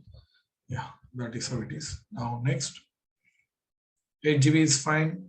Then next, give any name here. I'll give as DB server. DB server. Okay. Yeah, we can take database also, whatever that database section that we covered. But if you take the database server which AWS is giving, then there is no need of Bastion server and all, because nothing is going to happen in database server. You won't get any errors and all. So there is no need of Bastion to jump into that server. Okay, because that is completely managed by AWS database server. But if you create your own server and if you install database, then you can make use of Bastion server so that if at all any errors are there, you can jump into the database server. Okay. Okay, DB server. Now next. Now coming to security group. Yes, here it is very, very important. DB security. What are the ports that you need to open? Here. SSH you have to open to Bastion. MySQL you have to open to both public subnets. Correct? I'm repeating. SH you have to open to Bastion. MySQL you have to open to both public subnets. SH I'm going to open to only Bastion. Bastion source. What is the Bastion source IP address? Go to instances. Get Bastion source private IP and paste over here. /32. So SH I'm opening only to Bastion. Now HTTP, sorry, MySQL. I need to open to both public subnets, right? So here 10.0.1.0/24. Then add one more rule. Same that MySQL port. I'm going to open to 10.0.2.0/24. 10.0.1.0/24, 10.0.2.0/24. That means I'm opening this MySQL port of database server to both public subnets, so that every web server should be able to pull data from database server. Okay. Now review and launch. Launch. You can have a different key pair, that's up to you, or you can have the same key pair, that's up to you. View instances.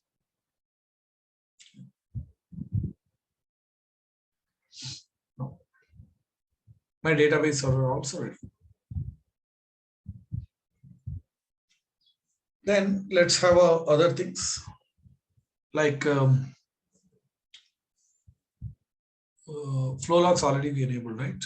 Okay, let's deal with route 53. Let's get ready with route 53. Now go to route 53.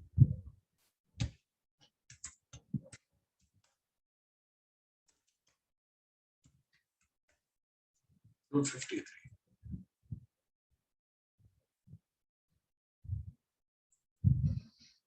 Now here, first we need to configure health check, because failover, right? Failover means further we need to have health check. That's why I go to health checks. What is this? Let me delete existing things which are not required. Now create health check. So I'll give name called North Virginia -health check. North Virginia health check. And this route 53 is going to check health of my North Virginia load balancer. So here, get your load balancer DNS name. The load balancer, get DNS name. Copy. And where is it? Here is the DNS name. Done. Then port 80, that is fine. Then file name, index.html. Index.html.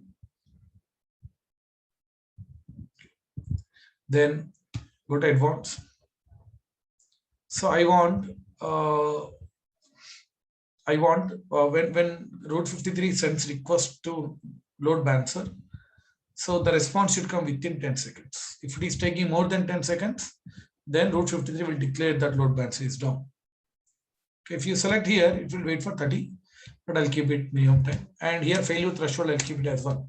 So that means even if it gets response, if it doesn't get response at least once, then that load balancer should be declared as down. These are also we covered already. Then next.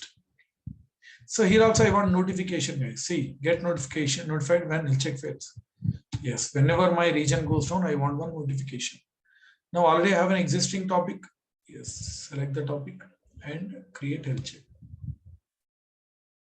That's it. My health check is ready. Then we need to configure failover routing policies. So go to hosted zones. Then go to our domain name. So here we are going to configure failover routing policy. That you know how to do it, right? Create record, new record set you need to create. So here I'm going to choose failover.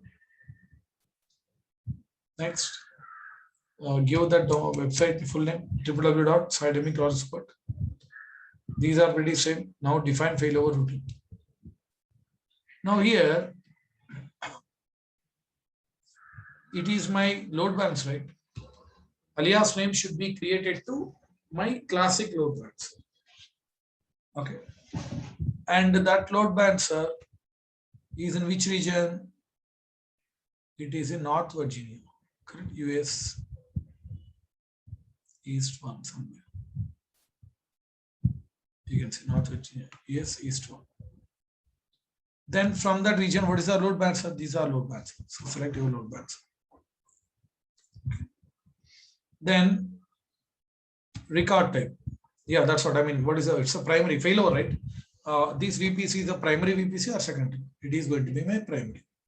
Now, yes, health check is there. That is North Virginia health check. So it should evaluate health check. Then give any ID. That is, I'll give North Virginia load balance.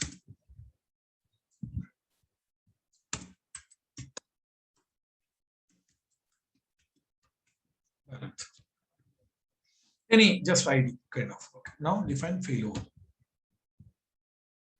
Then everything is good. Now create record.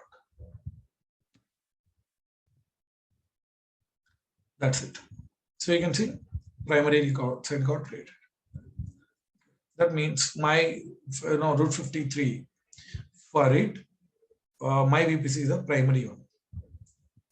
So if you want to verify, just get that DNS name and paste over here. You should be able to see our web content. Yes, it is working fine. You can see my Google. When I type www.saicloudexpert.com, then you can see my website. It is working fine. So here only what we do, assume that if you have any other VPC in other region, assume that you have one more VPC in some other region. So for that you have load balancer, right? Correct or not? So what you are going to do, you create one more record set. Okay, just I'm showing because we don't have other VPs, right? But if you have, what do you do? Select failover. Then next, here you give www. Then define failover. So here you choose this classic load balancer. Yeah, here you choose a region in which your load balancer is there. Okay, in which the load balancer is there. Assume that your other standby that is in Mumbai. Okay, let me show you. Let me get that one, Mumbai AP South. Yeah. So assume that is in Mumbai. So you select the region, and here automatically you can see the list of load balancers which are available in that region. I'm repeating. Here automatically will display the list of load balancers which are available in that region automatically. So you select that one, and here after that you make it as secondary. Okay, it is going to have secondary region. Now no health checks, nothing. See, you can uncheck no health checks, nothing.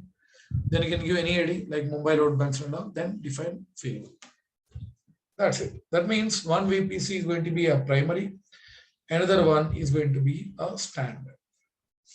What that is, so you can do it if you have one more VPC. So generally what we do in companies, we keep one more VPC and we'll do the say we'll configure as a failover, standard. Okay. So since we don't have VPC, secondary VPC, that's why I'm going to delete this. Okay, as of now only one VPC, and I have configured this routing policy. So now whoever uses this particular domain name, they can see the web content in my web servers. Let me show you once again. Hit refresh. You can see it is working absolutely fine. Correct or not? My good. Okay. Route 53 parties. Over. Then after that, we'll configure. Okay, flow logs already enabled, right? Let's configure CloudWatch. CloudWatch. Okay.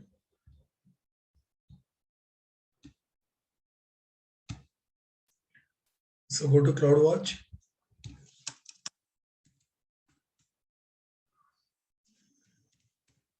CloudWatch. Okay. Open.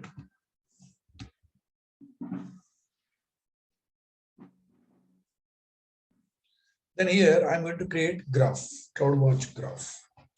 Okay, that to average CPU utilization for all auto scaling servers. So here you create a dashboard. Create dashboard, any name. All my web servers. Okay, they'll give a name called web servers.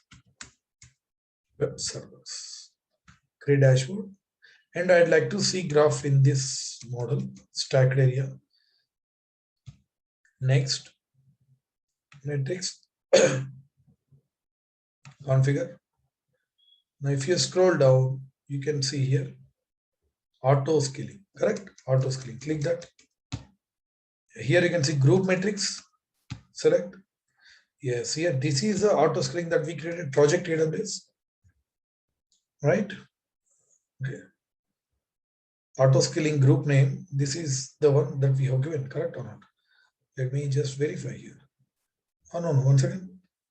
Which name we have given? Just let me just confirm. Go to auto scaling groups. So we have been my auto scaling, right? Then why it is coming like this?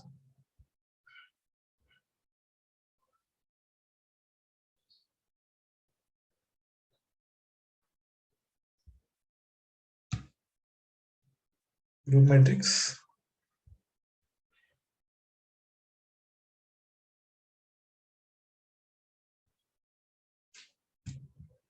Once again, let me do it. North Virginia only, right? Okay. Web servers, add wizard, stack area, matrix.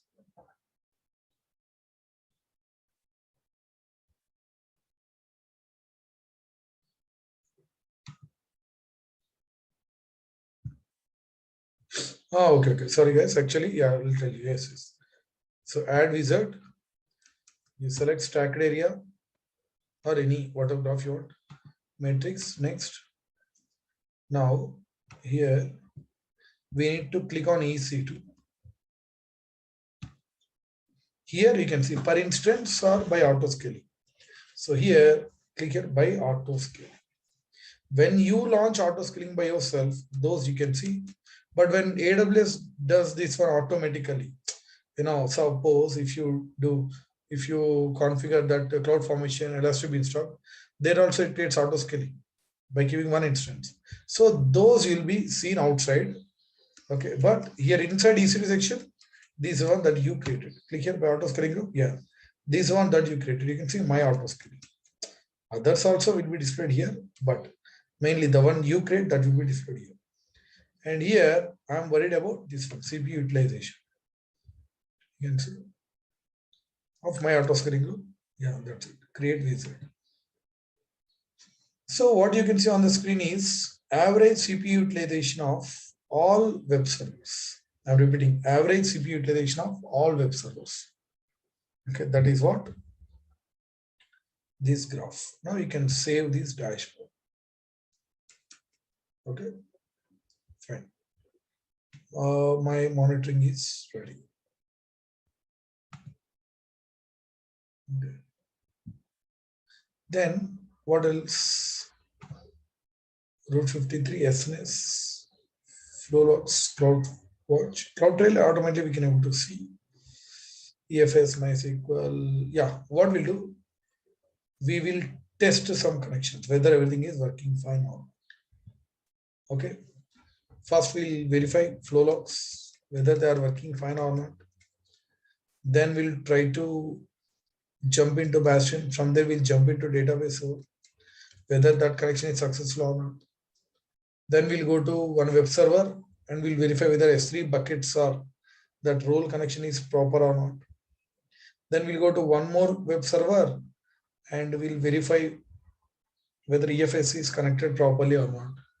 So we are going to verify all these things one by one. Okay, all these things one by one. Let's do it now.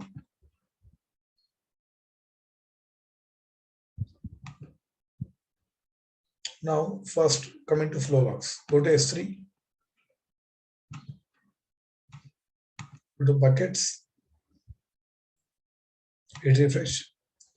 Yes, go inside these flow logs. Yeah, why it is not showing any logs?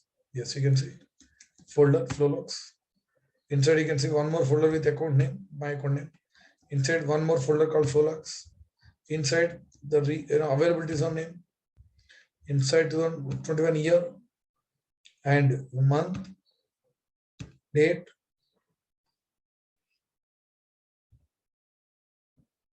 Yes, these are flow logs. Okay, because see AWS also they keep on entering into our for scanning and all, they also try to access.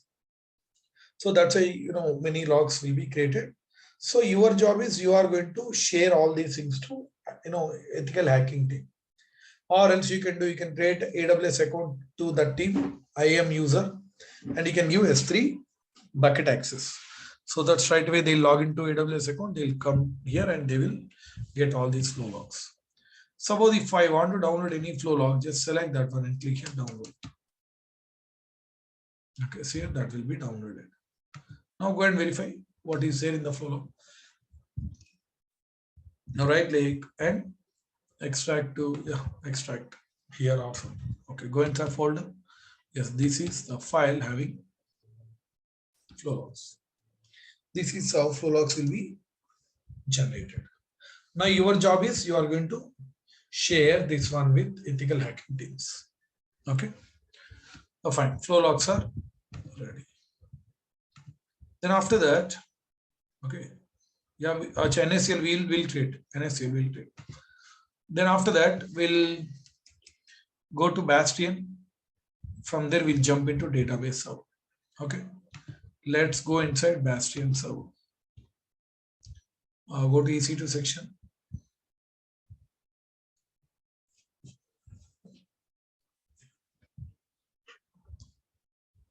Now select Bastion. Go inside Bastion. Connect. Username, address, DNS.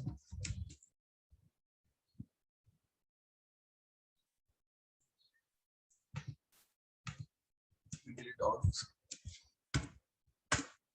Yeah, sessions, new session.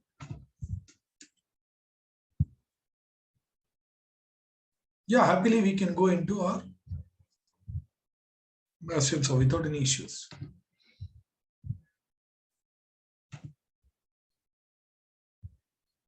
I'll go to downloads.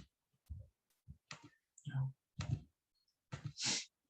See, right now I'm inside my Bastion. But if you try to enter into your database server, that will not work. Because from outside, how can you access database server? See, database server, neither it has public IP, nor it has internet connection.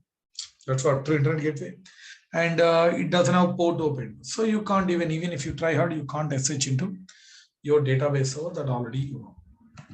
So right now we are inside our Bastion.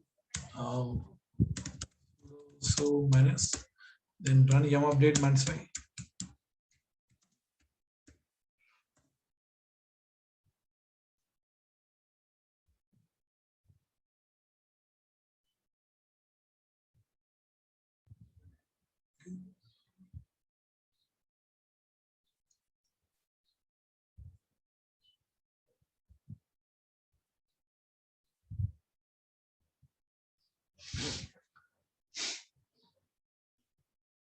Okay, fine. So it is taking all updates. Now what we'll do, from this, we'll try to jump into our database server. Okay, from Bastion, we'll jump into our database server, then we'll verify. Okay.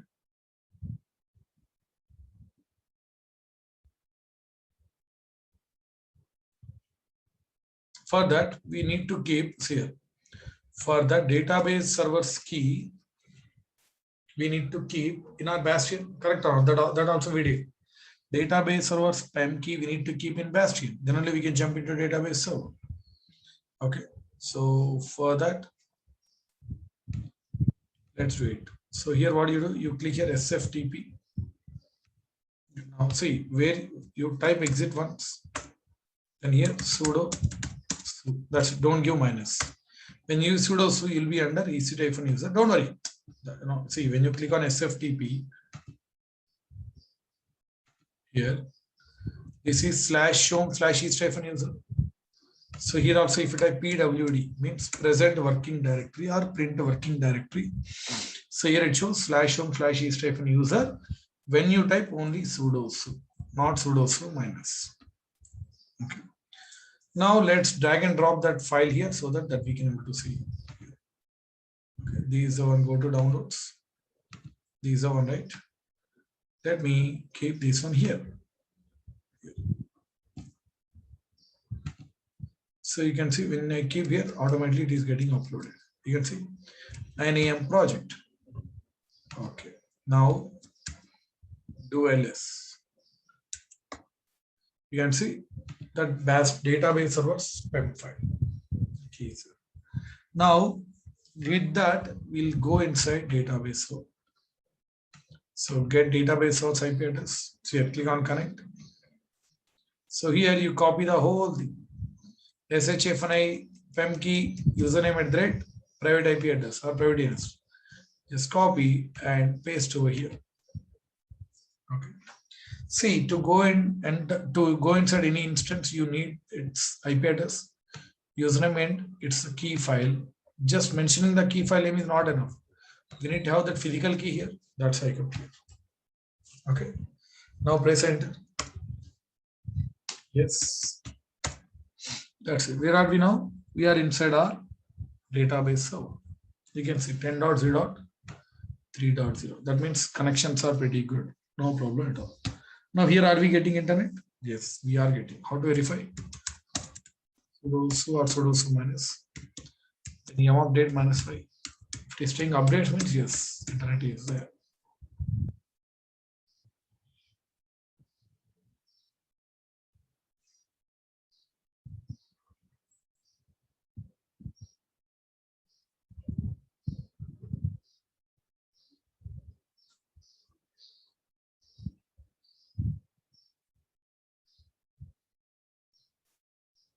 Yes. So we can install, suppose I would like to install MySQL. I may install MySQL -5. See, we can do it because here, yes, we do have internet, right? So that's why it will work.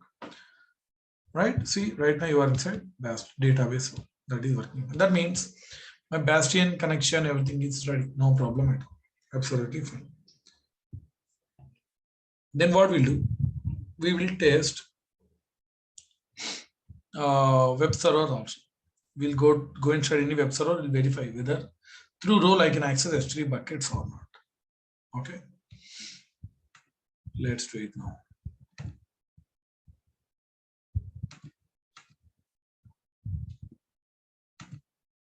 Go to any web server, take web server. Now here.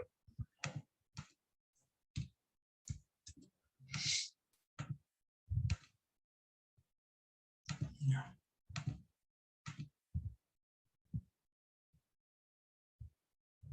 I'm inside my web server.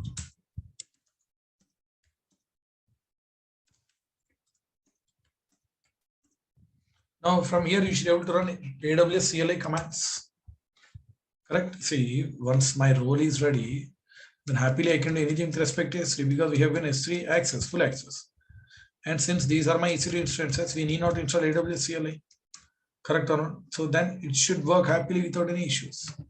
So type here AWS S3 LS. We should be able to see all 3 list of buckets. Right? Yes. You can see all buckets are visible. That means you can have some put, you can put the data, get the data, everything that you want, you can do it. You can share. Okay. So all S3 buckets. That means my buckets are working fine. My mainly IAM role is working fine. Okay. So that is working fine in one web server means that will work fine in all web servers. Correct? That I need not to verify. But to test EFS, how to go inside 2 servers? To test EFS, at least I need to go into 2 web servers. From there we can test. Okay. So let's go into second web server also. The first one, 1.7. Correct? That means I think this one. Yes, first web server 1.7. So now we'll go to second web server, 1.2.1, right? Yeah, correct. And username @ yes.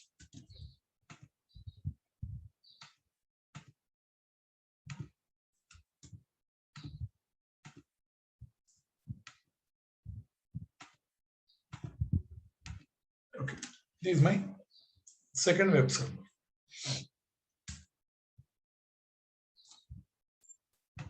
Okay, web server 1, web server 2, sudo minus. Control L I'm using to clear this. Now we should have one common storage called SCI directory, right? Mount point. So CD. Okay, see here. Okay, let's go to cd slash under top level root directory. I'm going cd slash. If you do ls, you should able to see Sai folder here, correct? cd slash means I'm going into top level root directory. In Windows we call C drive, in Linux we call root drive. That's what top level root directory. So there only we created Sai directory. This is mount point. In fact, in other machines also cd slash ls, you can see Sai. This is my mount point, which is available in all 4 auto-scaling servers. In fact, in future, whenever auto-scaling launches any new server, that you can see from there also. Okay. Yeah. Now let's go inside this mount point.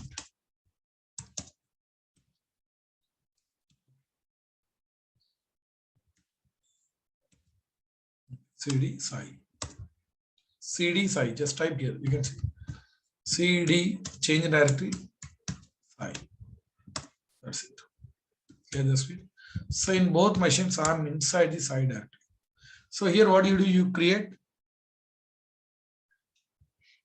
one file here that you should be able to see in all other machines, correct? Touch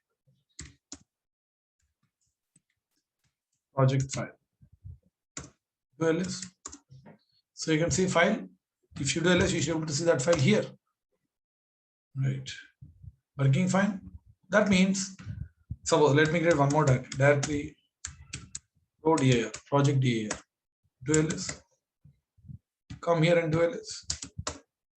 That means here, whatever file and folder that we created, those got created in EFS. Those you can see from all instances from mount points.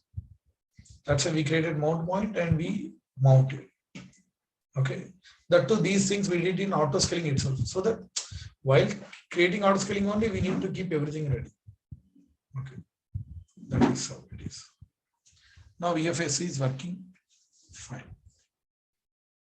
Then yeah, CloudWatch graphs anyways, that's how anyways average it shows, right? Average it shows, you can see graphs. This is a CPU utilization. Okay. Fine, now what we'll do, we'll configure NaCl. That's one which is missing. By now you would have got emails also, because auto scaling launched new servers, right? As you can see, first one test notification for confirmation. Then after that, yes, auto scaling launched 4 servers. That's a first instance, second, third, fourth. For every instance, it is going to send an email. Even when it launches new instance, when it terminates, fail to launch, fail to terminate, in all these cases, you'll get notification with all details. You can see.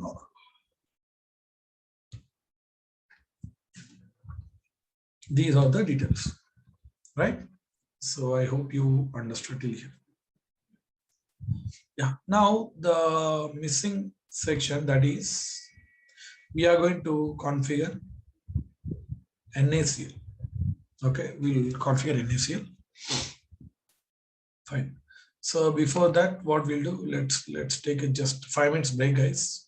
Let me have some water and all. You also just get refresh yourself. Just have 5 minutes break. Okay, so it's time 10:53. We'll continue at 10:58. Stay on the line. Is that fine, everyone? Yes, sir. Okay. You are understanding, right? You are understanding, right, project? Yes, sir. Understood. Yes, sir. Okay, Yes, sir. fine. So we'll meet. Okay, you take till 11. Okay, just for 6 to 7 minutes. Okay. We'll start exactly at 11 a.m. Okay. Yeah, fine.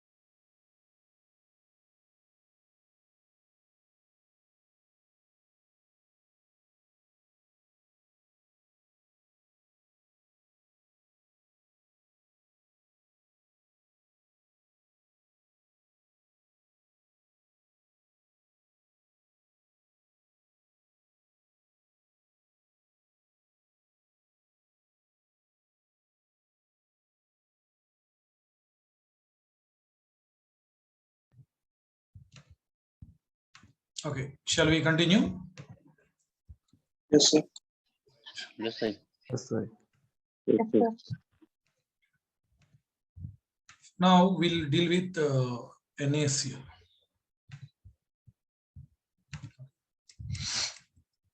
NaCl. Let's read now. You know, right, how NaCl works, you know, that also you already know.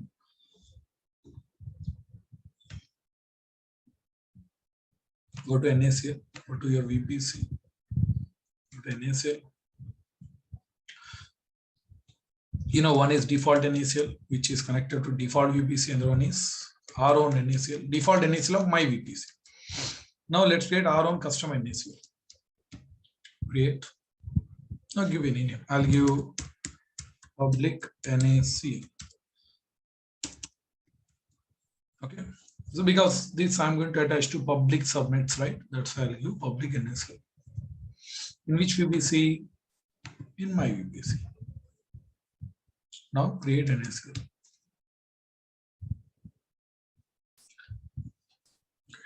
Okay. Now here, as of now, see, I can access website. You can see it is working absolutely fine. Correct? As and when I attach this NaCl to VPC, I mean this public subnets, then things will not work. Verify, go to subnet associations, edit subnet associations. Okay, edit subnet associations.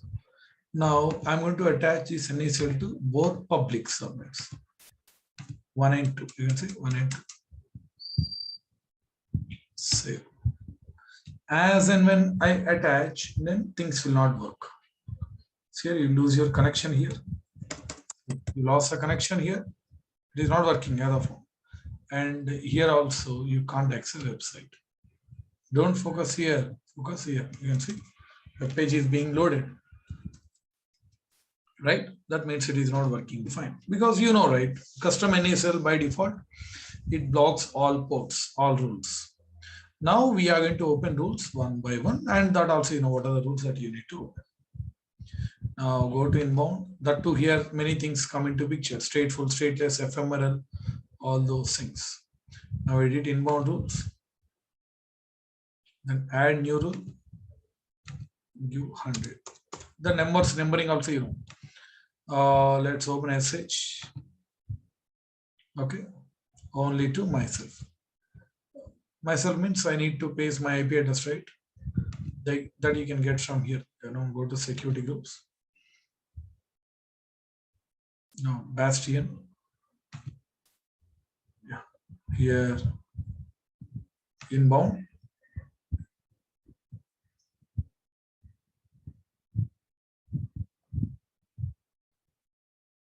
Edit inbound. This is my laptop's IP address. Now paste here. Or go to Google and type what is my IP, then also you'll get. So SH I'm opening to only myself. Add one more. HTTP I'm opening to everyone. And ephemeral ports. You know, right? 10242 65535. 10242 65535. Okay. So just click here, save. If you want block any IP address, that also already you know how to block. And you know, right, we have to do the same thing at outbound level also, because see, things will not work because here it is stateful, stateless. Yeah, it is stateless. Okay, so we have to do it this one in at outbound level also. Go to outbound. Here also edit outbound rules. Add new rule. Then 100. SH only to my. One more rule. 200. HTTP to all. Then one more rule, that is 300. Okay, same here, ephemeral ports 10242 65535. Save changes. Now things will work. That's it. We open ephemeral box. Now hit refresh. It will work. Yes, it is. It is working absolutely fine. Okay. And you know, right, that private NaCl part,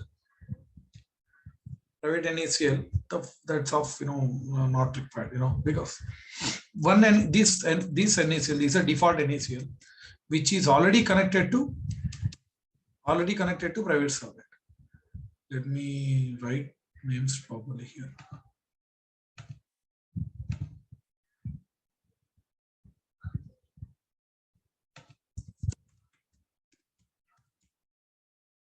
Private NaCl, and this is public NaCl.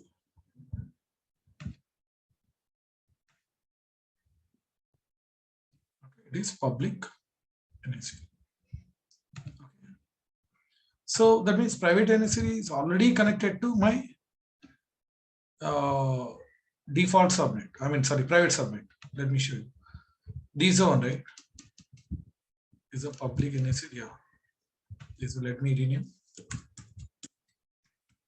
private NaCl.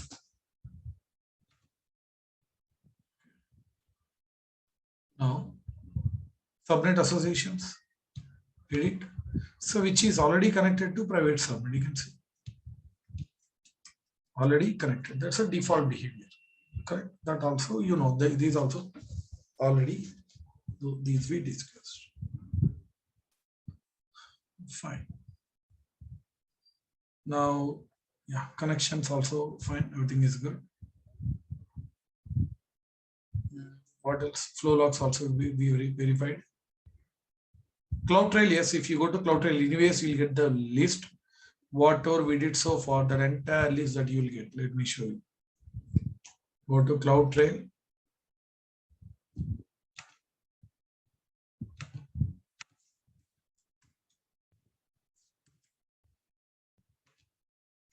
From today, whatever we did, VPC we launched, load balances, auto scalings, you know, the entire history that you get from here. Okay. You can see what is the date, October 9th. Okay. Network ACLs. Yeah, here, if you verify, you will get the entire list. Today's date, now 9th, right? And for this 11.4, you know, terminating in auto scaling.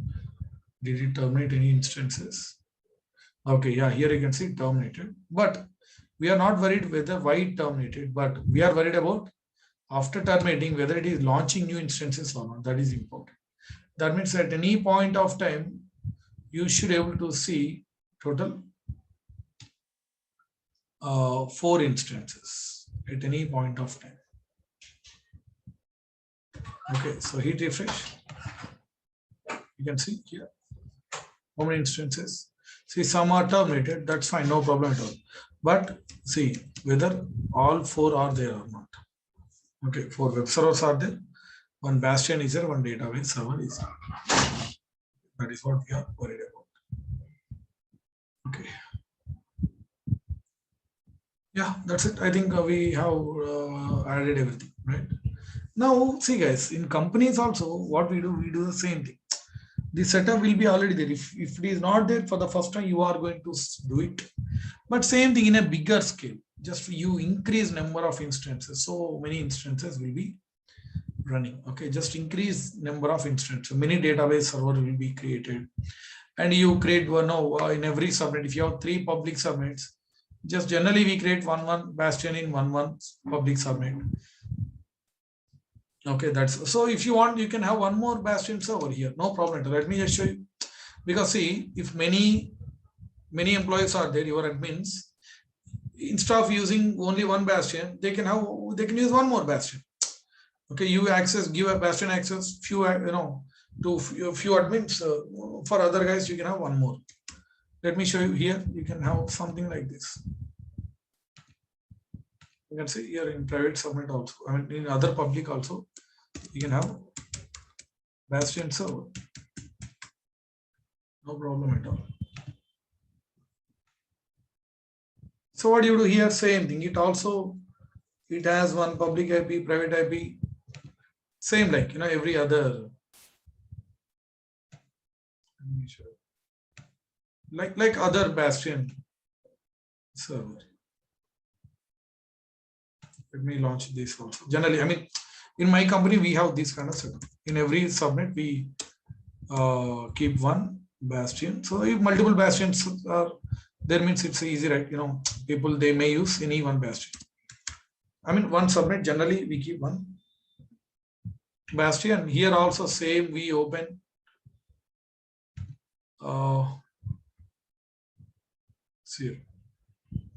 here also we open same message to only our employees. Okay, generally in companies what we do, these IT teams, networking, they give range of IP addresses. Okay, range that only our admins, those who are using that, we open it Bastion server level. This side is going to, you can see here, I'll open this SH only to myself. So this here SSH, and here also other side I'm going to connect to database server SH port. Yeah, this is wrong.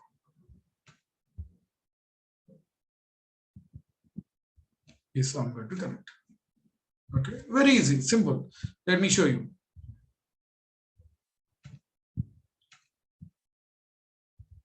Yeah, Bastion server is mandatory. Okay, then only we can jump into database server if at all any issue is there.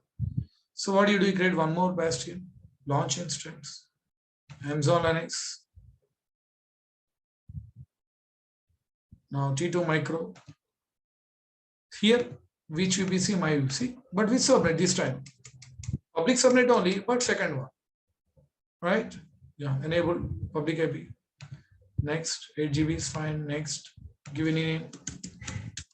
Bastion server. Let's change. It is going to be in where? Second subnet B. This is in A. This is in B. Let me read it here.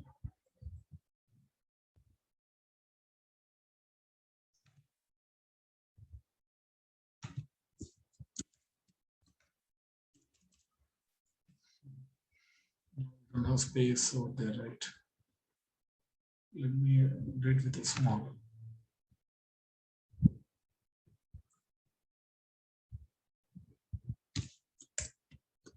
Okay, this is in A and this is in B. Okay, subnet A, subnet B. That you can do it. Now next. Same, you can have a same common security group, or you can have one more Bastion, then you give the range, whatever IT teams they give. Okay, so that you can have multiple. So as of now, I'll use same. Review and launch, and launch. And you have to open the database servers port, SH port to on this Bastion server also, which is there in second public subnet. So how you are going to do it? Let me show you.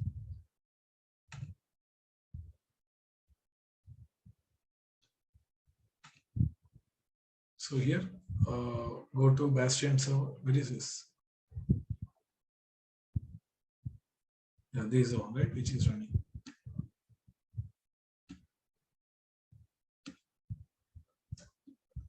Wait, once it is ready, then we will see.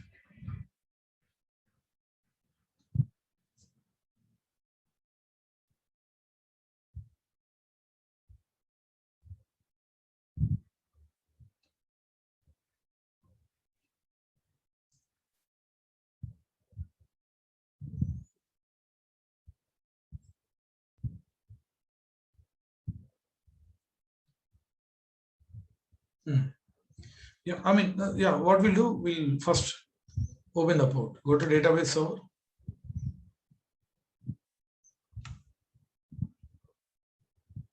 database or security group. Here we are going to open second bastion source IP address also. Edit. Now add rule. SSH. Custom. Here second bastion source IP address.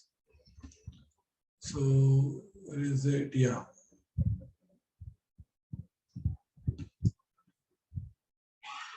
You can see bastion source, second one, B, right, in brackets. And take private IP and paste here. That's you can see 10.0.2 series, right? Second private subnet. Sorry, public subnet of second one. So that's it, /32, because that's the only one. So first bastion source IP address is this one. Second bastion source IP address is this one. Down, then you save changes. Okay, that also we can do it, so that we'll have two bastions for us. Okay, yeah, that is how it works. Okay, the same thing in companies, we do the same thing, but we do in a larger scale. Okay, in a larger scale, same thing. So after keeping this one, then other teams, they will come into picture. These database administrators, they will do their work. They launch database outs and all. DevOps teams, they install some package and all. So yeah, anyways, those they have their own work and all. Here, if you get any issues, suppose any kind of things, what I'll do in next class tomorrow, I'll give the list. Generally, what we apart from dealing with this project, your project is this one. You need to create infrastructure. That is going to be your project. Okay. So once it is ready, then apart from that, we do so many other tasks. Okay, I'll give list service by service in EC2 what we do, and also what kind of errors generally we get. In S3 every day what we do and what kind of errors we get out of troubleshoot. So service by service, I'll give big lengthy list. Okay, big lengthy list, so that those things you can explain easily. And I'm going to show you, I'm going to explain how you are going to showcase this project. You can keep in your resumes. Okay, so how can we correlate this one with any real-time application and all. Application means suppose you are working, you got a project called IRCTC. So how you can integrate that one to this one. Okay, so that I'm going to explain in tomorrow's class. So today just you understood how we integrated all these services, how we created AWS infrastructure from the scratch. Okay, how to showcase this, anyways, I'm going to explain in tomorrow's class. Okay, so guys, tomorrow, now see, it's not over yet. After clarifying your doubts, I'll be writing steps to delete, because so many steps that we are going to follow, that to sequence of steps, those are also important. Yeah, tomorrow also, as I said, we do have class. Tomorrow I'm going to take two classes. One is same early in the morning, we'll have a 8 a.m. Okay, 8 to 10, one class. And also afternoon, afternoon, we'll have one more class at 2 p.m. 2 to 4. That I mean 2, it's not exactly 4. We'll spend good amount of time. I mean, that's going to be last class. Tomorrow, 8 to 10, I'm going to send message anyways. 8 to 10, one session. And after 2 o'clock, we'll start one more session. Then that's going to be our final class. That, we'll spend, we have good sufficient time, we'll spend good amount of time without any hurry, and also that, everything, all doubts, everything will be clarified. Okay, there I'll explain all real-time things, So that's why I need 4 hours. Continuously spending 4 hours is a bit difficult, right? For you, for me also. That's the reason we are going to split into 2 classes. Okay. Oh, yeah. So here, if you have any doubts, you can ask me. I mean, don't ask me that, Sai, how we can showcase in our companies. No, that I'm going to explain tomorrow. But today, whatever we did, that creation and all, this part you understood or not. Here, if you have any doubts, you can ask. Hello, sir. Yes, Sai, auto scaling, why that instance are terminating? They are not in use, so that's why it is terminating, or anything. See, yeah. So these they are getting. Let me. Sometimes we don't know sometimes why they get terminated and all. But generally we worried about whether new instance they are launching or not. Okay, that's the main thing. So we don't know the exact reason why they are getting terminated. Maybe we are not doing anything. Not sure why it is so. But generally see that health checks and all, I have taken minimum number, right? 2522. But generally in companies, whatever default health checks they are giving, right? We keep that only. So there we didn't find, terminating and all. Maybe the reason that we took the minimum number, maybe that's the reason. But anyways, we are worried about whether new servers are getting launched or not. That is important. Okay. And say in the all web server have so Elastic API, assigned Elastic API, right? No. Elastic API will be assigned to only NAT gateway. Only NAT gateway, not web servers. Okay. So in live on production, suppose web server is running and if workload is low, then at that time it is terminating or restart. So at that time IP will change, We don't worry about IP, right? First of all, first of all, here we don't worry about IP because servers are connected to load balancer. Load balancer is connected to DNS name, right? So not an issue actually here. Okay. First of all, they won't get terminated if you take a default one, default settings and all. But we have given minimum time, right? 2522. Health check threshold and all. That's why. So, anyways, customers, and all they use DNS name and all. So, in real time, there won't be any issue over there. Understood? Yes, sir. Yes. Thank you.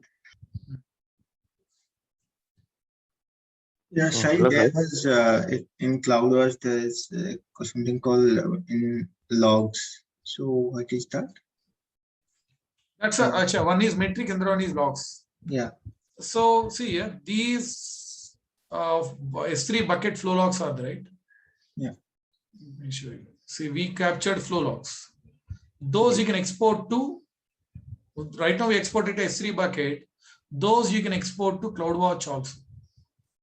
Here, VPC is here.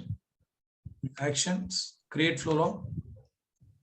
Here, give any name, test, all traffic. I want to send to here CloudWatch also. So, but if you want to send to CloudWatch, then we have to create this, designation log group, IAM roles and all, and a little bit coding also you need to do it. Okay, let me show you the name of the log group in which you can give any name. Okay, so what we need to do first, we need to create log group. Actually, see, simple. Whatever logs that we exported to S3 bucket, those you can see from CloudWatch dashboard also here also. Okay, those you can able to see here. Okay. Generally we are not doing that one. We are exporting to S3 bucket, but yes, they have given one more provision. So here just you need to create one log group. You can give any name. Some my log group. Our expiration. Okay, fine. That's it. Create log group. Actually, here some JSON coding is actually involved. Okay, log group is ready. Now here, hit refresh. Do you get this log group? Whatever, yeah, log group you created. And we need to create IAM role. IAM role must have permissions to publish CloudWatch log group. Yes. So how to set permissions? Let me open. Just we need to copy this script, whatever already. Here. Create IAM role. Okay. Flow logs role. View policy. Already they're giving. Yeah. This is the default policy. Okay, that's fine. Do we need to modify anything? Yeah. Log group streams. Hello. Yeah, hello. Let's try.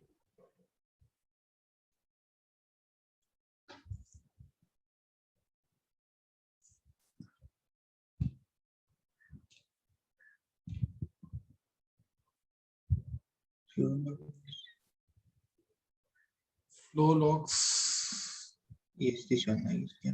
Just now we created this only, right? Yes, this one. Okay. Now create flow log. Okay. Now see, if you give a couple of time, couple of minutes, then those logs will be displayed over here. Okay, the same logs you can see here, logs inside. Okay. Yeah, here logs all, whatever you can see right here, this, which one? Or yeah. Whatever you can see here, those logs will be displayed over here. If you wait for a couple of minutes, then will be displayed here, all logs. Okay. That's not a big thing actually. Got it? Right. Okay. Can you go to S3 bucket where you exported the logs? Where is this? Okay, let me go to S3. Okay, so from VPC, while you created the flow log, you had given this S3 bucket ARN yes, correct. instance, so that it will do it automatically. No need. All right, correct. And say in application we write some log statement, those things. So where those things will be configured? No, those are not actually here. Those are not, application related things are not actually part here. These are just VPC flow logs. Okay, whoever try to access our VPC, those IP addresses will be captured. So if you want to see those application logs, then why? That depends upon that particular application, whatever you are using. Those we configure inside that application actually. Okay. Okay. Okay. So CloudWatch is similar to Splunk. Splunk is also, yes, I heard. There is also one of the, we have many monitoring tools are there. Like Graphite, Grafana, many monitoring tools are there. It's a monitoring, yes, Splunk. Okay. Javix is a, like many monitoring tools are there, but you learn any one because see, monitoring, the purpose is same pretty. Okay. Why I asked is because in Splunk, in my company, in Splunk, we used to see this application logs. So I thought in cloud also it is possible.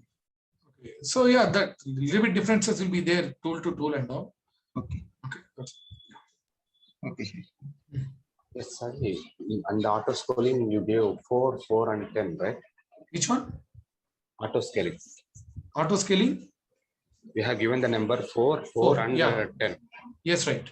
That means it won't go beyond 10. The maximum limit is 10. Maximum is 10, yes. After that, it won't take any server. It won't take any server. But if you want to increase, yes, you can increase. So go to auto scaling. You'll get edit option.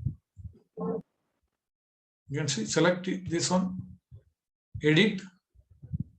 Here you can increase. You can see right now it is 10.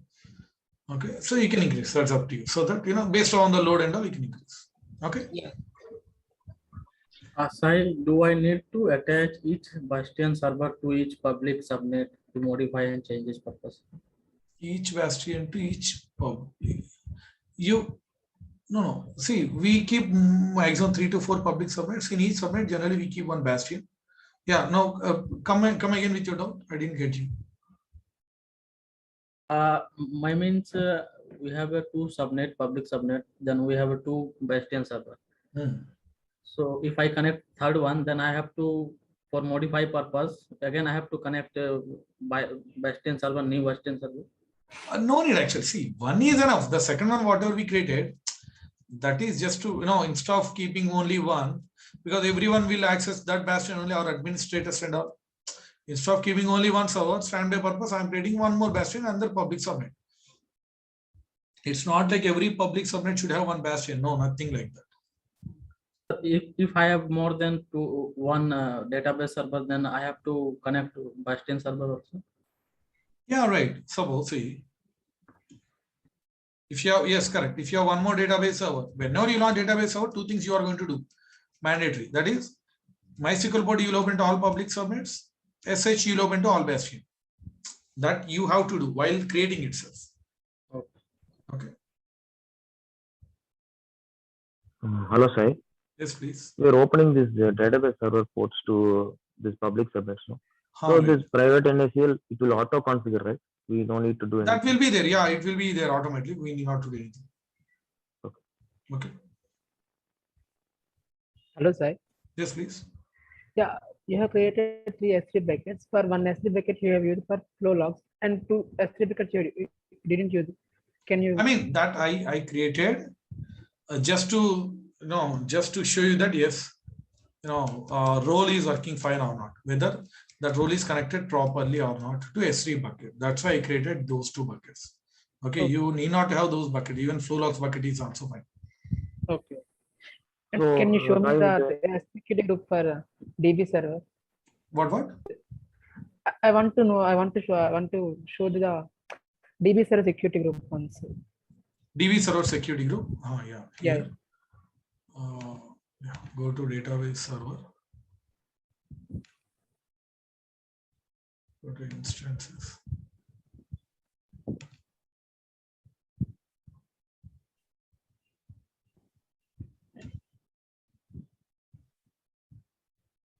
Where is this database server? Yeah, go to security group.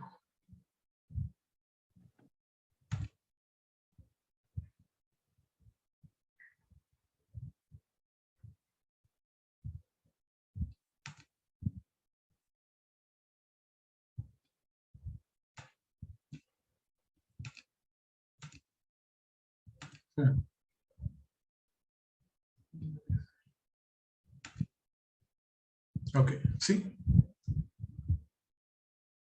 each SH1 is for one bastion, another SH for another bastion, one MySQL for one public subnet, another MySQL for another public subnet.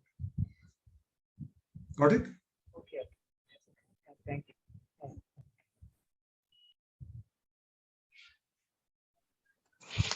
Sai, you have created that region. You have is it specified in companies? No. You can do it anywhere. You have created whole thing, right? You can do it anywhere, but why I selected North Virginia? That's okay. You can take Mumbai also, no problem. You can take Mumbai. That ports also, it will be specified by the team lead and manager. Yeah. Where to create it? They will tell you. They will tell you clearly. Okay. And one more thing, Sai. If we are creating total database in EC2, right? If we are creating in the AWS only, we have to create one role and we have to allocate that full access. Which one? Role? IAM role. Yeah, you're right. Correct. We have to give we have to search and we have to give the full access. Yes, we have to do full access. The data. EC2 to DynamoDB full access role. Okay. This VPC is a one-time effect, or we have it's to one-time give effort that, only. Every time to different teams. One time only. If we create only once. Or it is like, yeah. Okay. One time, but after that every day we manage. That's what I will explain tomorrow's class. What we do every day, day-to-day tasks and all. Yeah. Okay. I'm thinking that it is a VPC different for different teams, and we have. No. Company will have only one VPC. Nothing like. Okay. Okay. Yeah. Thank you. And one more thing, this Route 53 we cannot. Except this one, you can practice. We have to buy. Yes. Okay. Except Route 53, you can practice remaining all. Okay. Now what I'll do, I'll give the list of steps to delete. Okay. What are the steps that we follow? Sai, one doubt. Yes. So after this, this DevOps engineer started working on their task, right? So here we have launched only web servers. So after that, they will create servers for Ansible, Jenkins, and nodes and all. So those they will be keeping in public subnets only. Those Ansible nodes and all, everything will be there in public subnets. So that they will create, right? Yes, correct. Those will be created by DevOps engineers. Okay. That's why here you are not only the one who deal with EC2. Instances will be managed by many other teams, DevOps, developers, many other teams. Okay. That's why that time what you do, you give EC2 access to these DevOps engineers. Okay. Okay, like the database access to database administrators. Okay. That is all. Okay. Thank you, sir.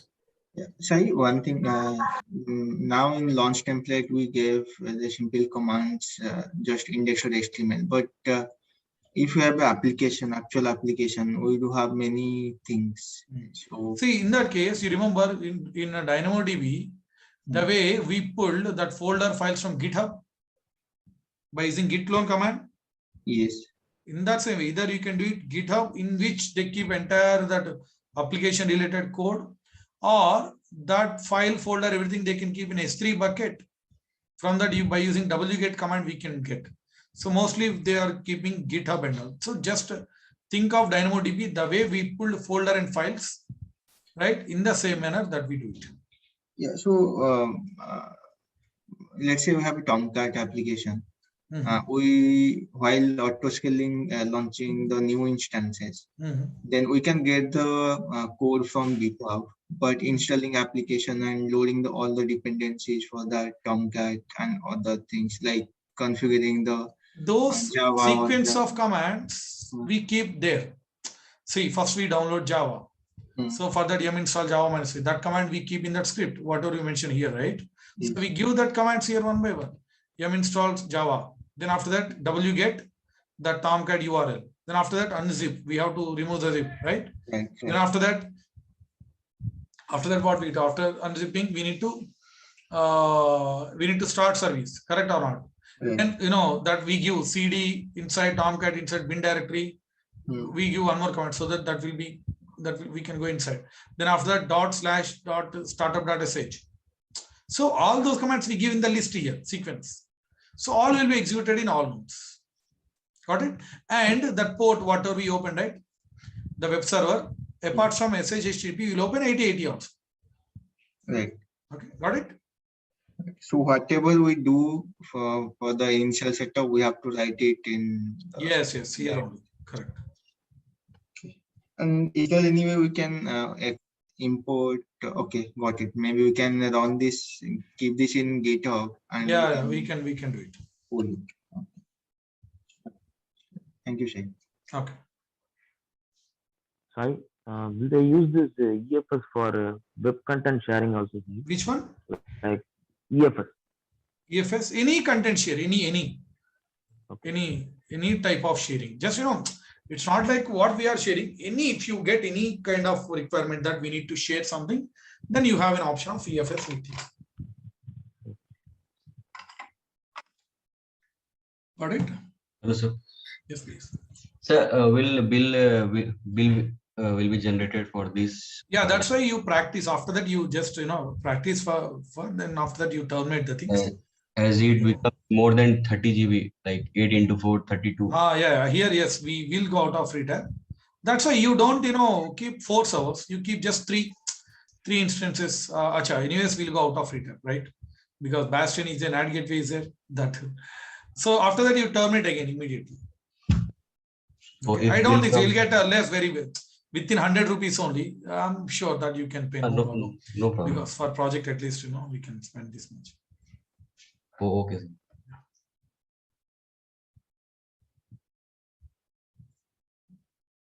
Okay, now let me write these steps, deletion steps. What are the steps that we need to see? There are some dependencies. To delete few things, you have to follow sequence. Like after deleting auto scaling only, you can delete launch template. That is one dependency. After deleting all components inside VPC, then only you can delete VPC. Right? Like there are some, some dependencies, not every. Like if you talk about, SNS, CFS, there is no dependency. You can delete you can follow any sequence. Okay. Anyways, you follow the sequence, whatever I'm going to give. Okay. Let me give the list here. Here I'll write everything. Okay. First one, you delete NAT because it takes good amount of time, right, to delete NAT. After deleting NAT only you can release Elastic IP. So these kind of dependencies are there. Then you delete Elastic Load Balancer.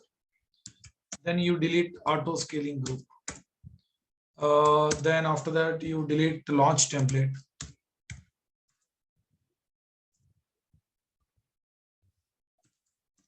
Then you delete Bastion. Then you delete database server. Then EFS, SNS, S3. We have IAM role.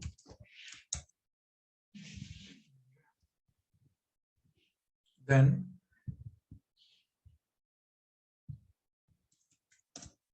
health checks. That's what Rule 53 health check. Then that's what Rule 53 that you delete record set. Rule 53. And after that, CloudWatch. Then flow logs.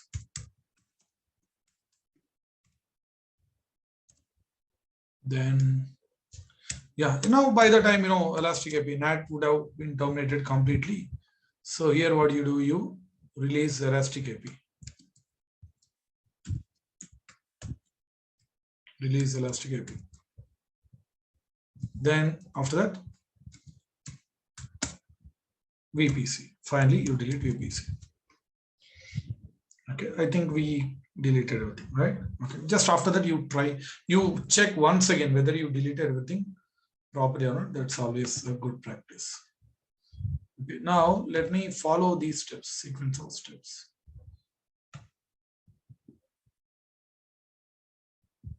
This is one box.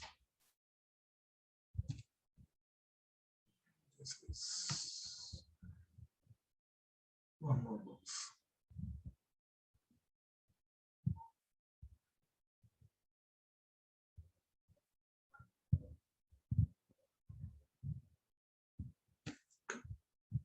APC. Yeah, fine. Let me mention here. Yeah, deletion steps.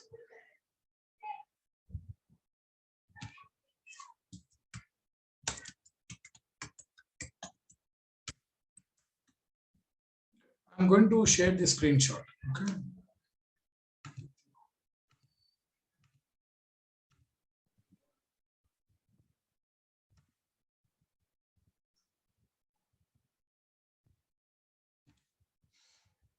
So let's do it now. Guys, can I go ahead with termination, everyone? Yes, yes. Yes, sir. You understood, right, everyone? That connections, linking, everything? Yes, understood, sir. Yeah. Yes, sir. Creation also. What? Sai? Hi, go Creation ahead. document. Sai, I don't attend yesterday DevOps demo. Is it any useful for AWS guys? Yeah, that will. I'm going to. Oh, sorry, I did not share it. I'll be sharing that video also to you. That DevOps Express demo also I'm going to share with you. Just go through that one, everyone. Okay, those who missed. Okay. So the creation steps also can be shared. We don't have any creation steps because so many things are there. So here I want you to go through the video and you write down the steps because a number of steps are there. So go through slowly and just make a note of those steps. Okay. Okay.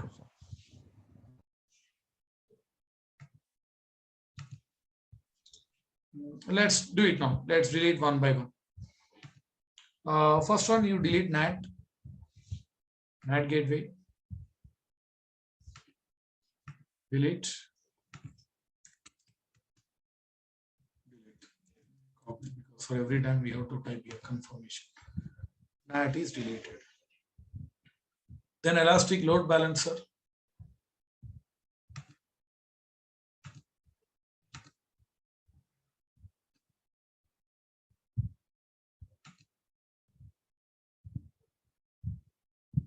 Actions.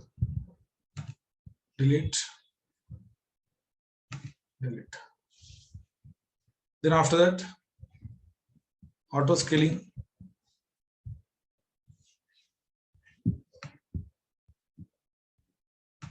Delete. The confirmation type delete. Then launch template. Where is it?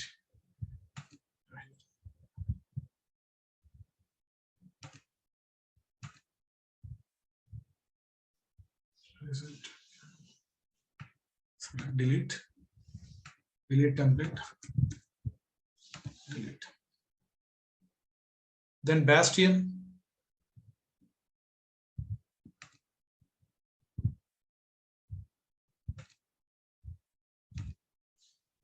Terminate. We have one more Bastion, is right? Both Bastions. Select that one also. Okay, so both Bastions here.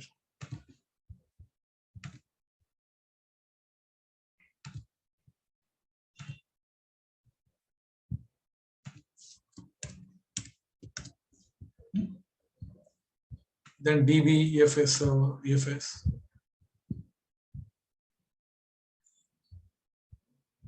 Select database server.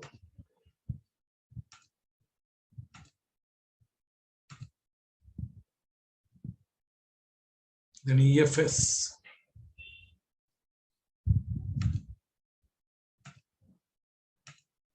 Yeah, here, right. Delete. For confirmation, give this ID.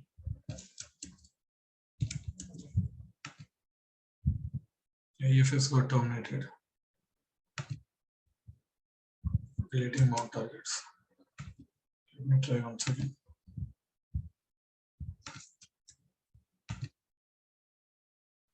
Yeah, got deleted.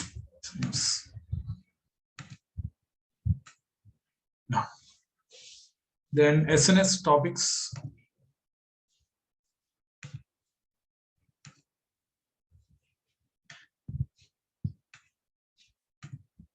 Delete. Type here, delete me. Then subscriptions. Delete, delete. S3 bucket. So flow logs, first you have to empty.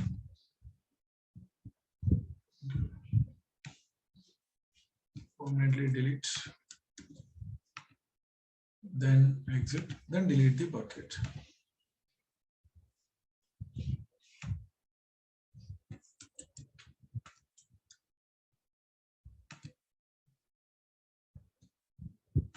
First bucket.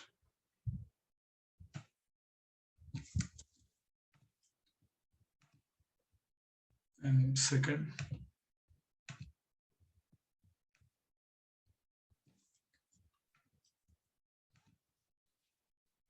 Then IAM role.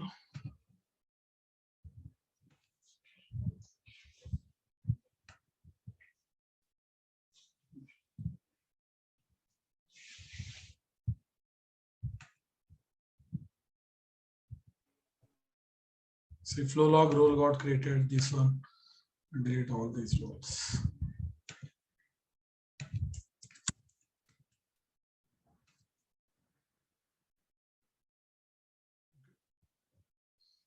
Then health check route 53.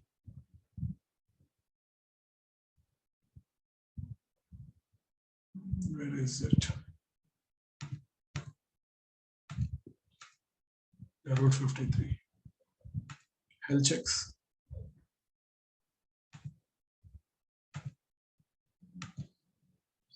Then you delete the record set.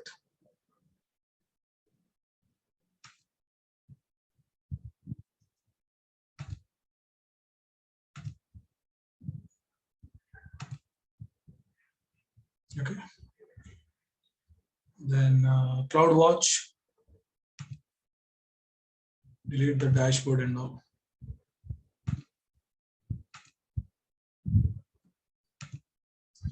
Then after that, I think we have created a log group circle, right? Let me delete that one also.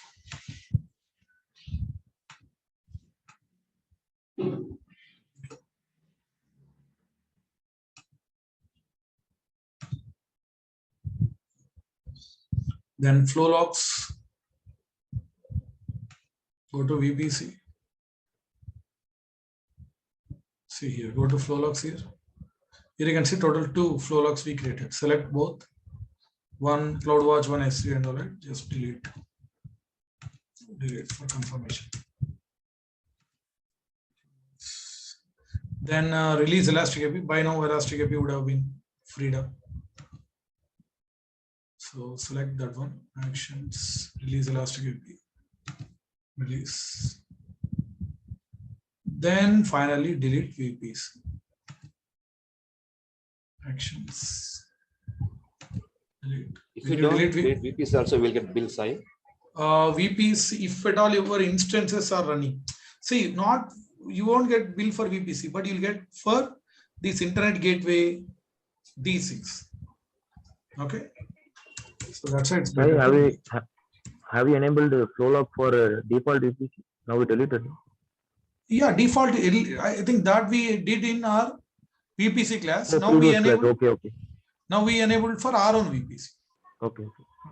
I'm confused because two flow logs are there. I mean, two logs. Why? Because one we exported S3, another one we tried to deal with CloudWatch. Someone asked one doubt, right? Sai, what is logs in CloudWatch? That time we created a log group and all, right? And that is okay. That's it. Now everything is ready. Now it's clean. You can see. Go to dashboard and just verify here. VPC 1, subnet 6, default root table 1, internet. NAT gateway, why it is still showing 1? Because it's deleted, but it takes some time. Now, see, it's already deleted. And do we have any instances? No, all are terminated. Go to dashboard. Yes, you can see. All got key pairs and all, nothing is. Load balancer, auto scaling. Auto scaling. Yeah, that is also not there. Launch template is also not there. Then CloudWatch. Right, nothing is there. Right, CloudWatch also we have deleted. Then SNS, just confirmation. Logs, buckets, hit refresh. Okay, we don't have any buckets. The roles that's okay, anyways, you don't get anything. File systems, EFS, we don't have anything here. S3 buckets, anyways, we deleted instances. We don't have anything here. Then root 53 also we deleted. Health checks and see no record set and no health checks. But is CloudTrail? Yes, that record deletion list also logs will be stored in tree. Okay. Yeah, this anyways we terminated, right? Okay. By now you would have got mails also because we terminated, right? All got terminated. That's why you got. Because before deleting SNS, we terminated auto scaling, right? That means first we terminated auto scaling. That's why we got these mails and all. Okay. Yeah, that's it. We cleaned up everything. I think security So group is not one new AWS. Security groups, that's okay, no problem. That's not a big issue. Security groups, that's okay. We can delete later on also. Okay. Yeah. So that's it, guys, for today. Thank you all. See you in tomorrow's class. Tomorrow, anyways, I'll send the timings and all. Morning we'll have 8 to 10. Then after that, afternoon we'll have a 2 to 2. After that, we'll spend good amount of time. Okay, till we clarify all our doubts. Okay, that's going to be our timing. Fine. So you will start new batch again for AWS. Which one? That I'll let you know when I'll start and all that I'll let you know because right now, morning one DevOps batch is going on. Early morning 7:30. Then evening also new DevOps batch is going on.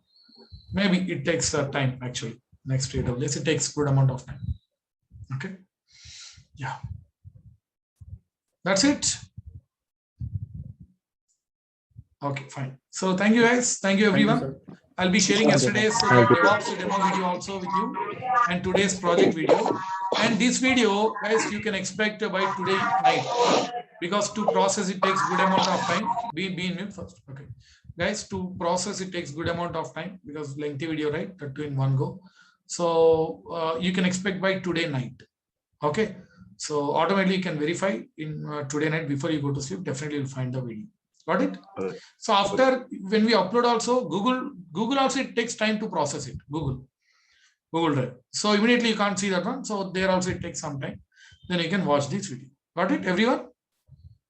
So you will edit that time if you didn't. What? That half an hour we taken without talking, right? Break. Without, I did not get you. You have given break now, but half an hour. Yeah, right. That will get edited, right? That will be, don't know, then I'll feel, if possible, I'll edit or directly I'll upload. Okay. And why to break unnecessary? That way I'll verify, I'll let you know. Okay. Yeah. Okay. So yeah, thank you guys. Thank you everyone. See you in tomorrow's class. Okay. I'll send you the timings. Thank you all. Bye-bye. Okay, thank you, sir. Thank you. Yeah.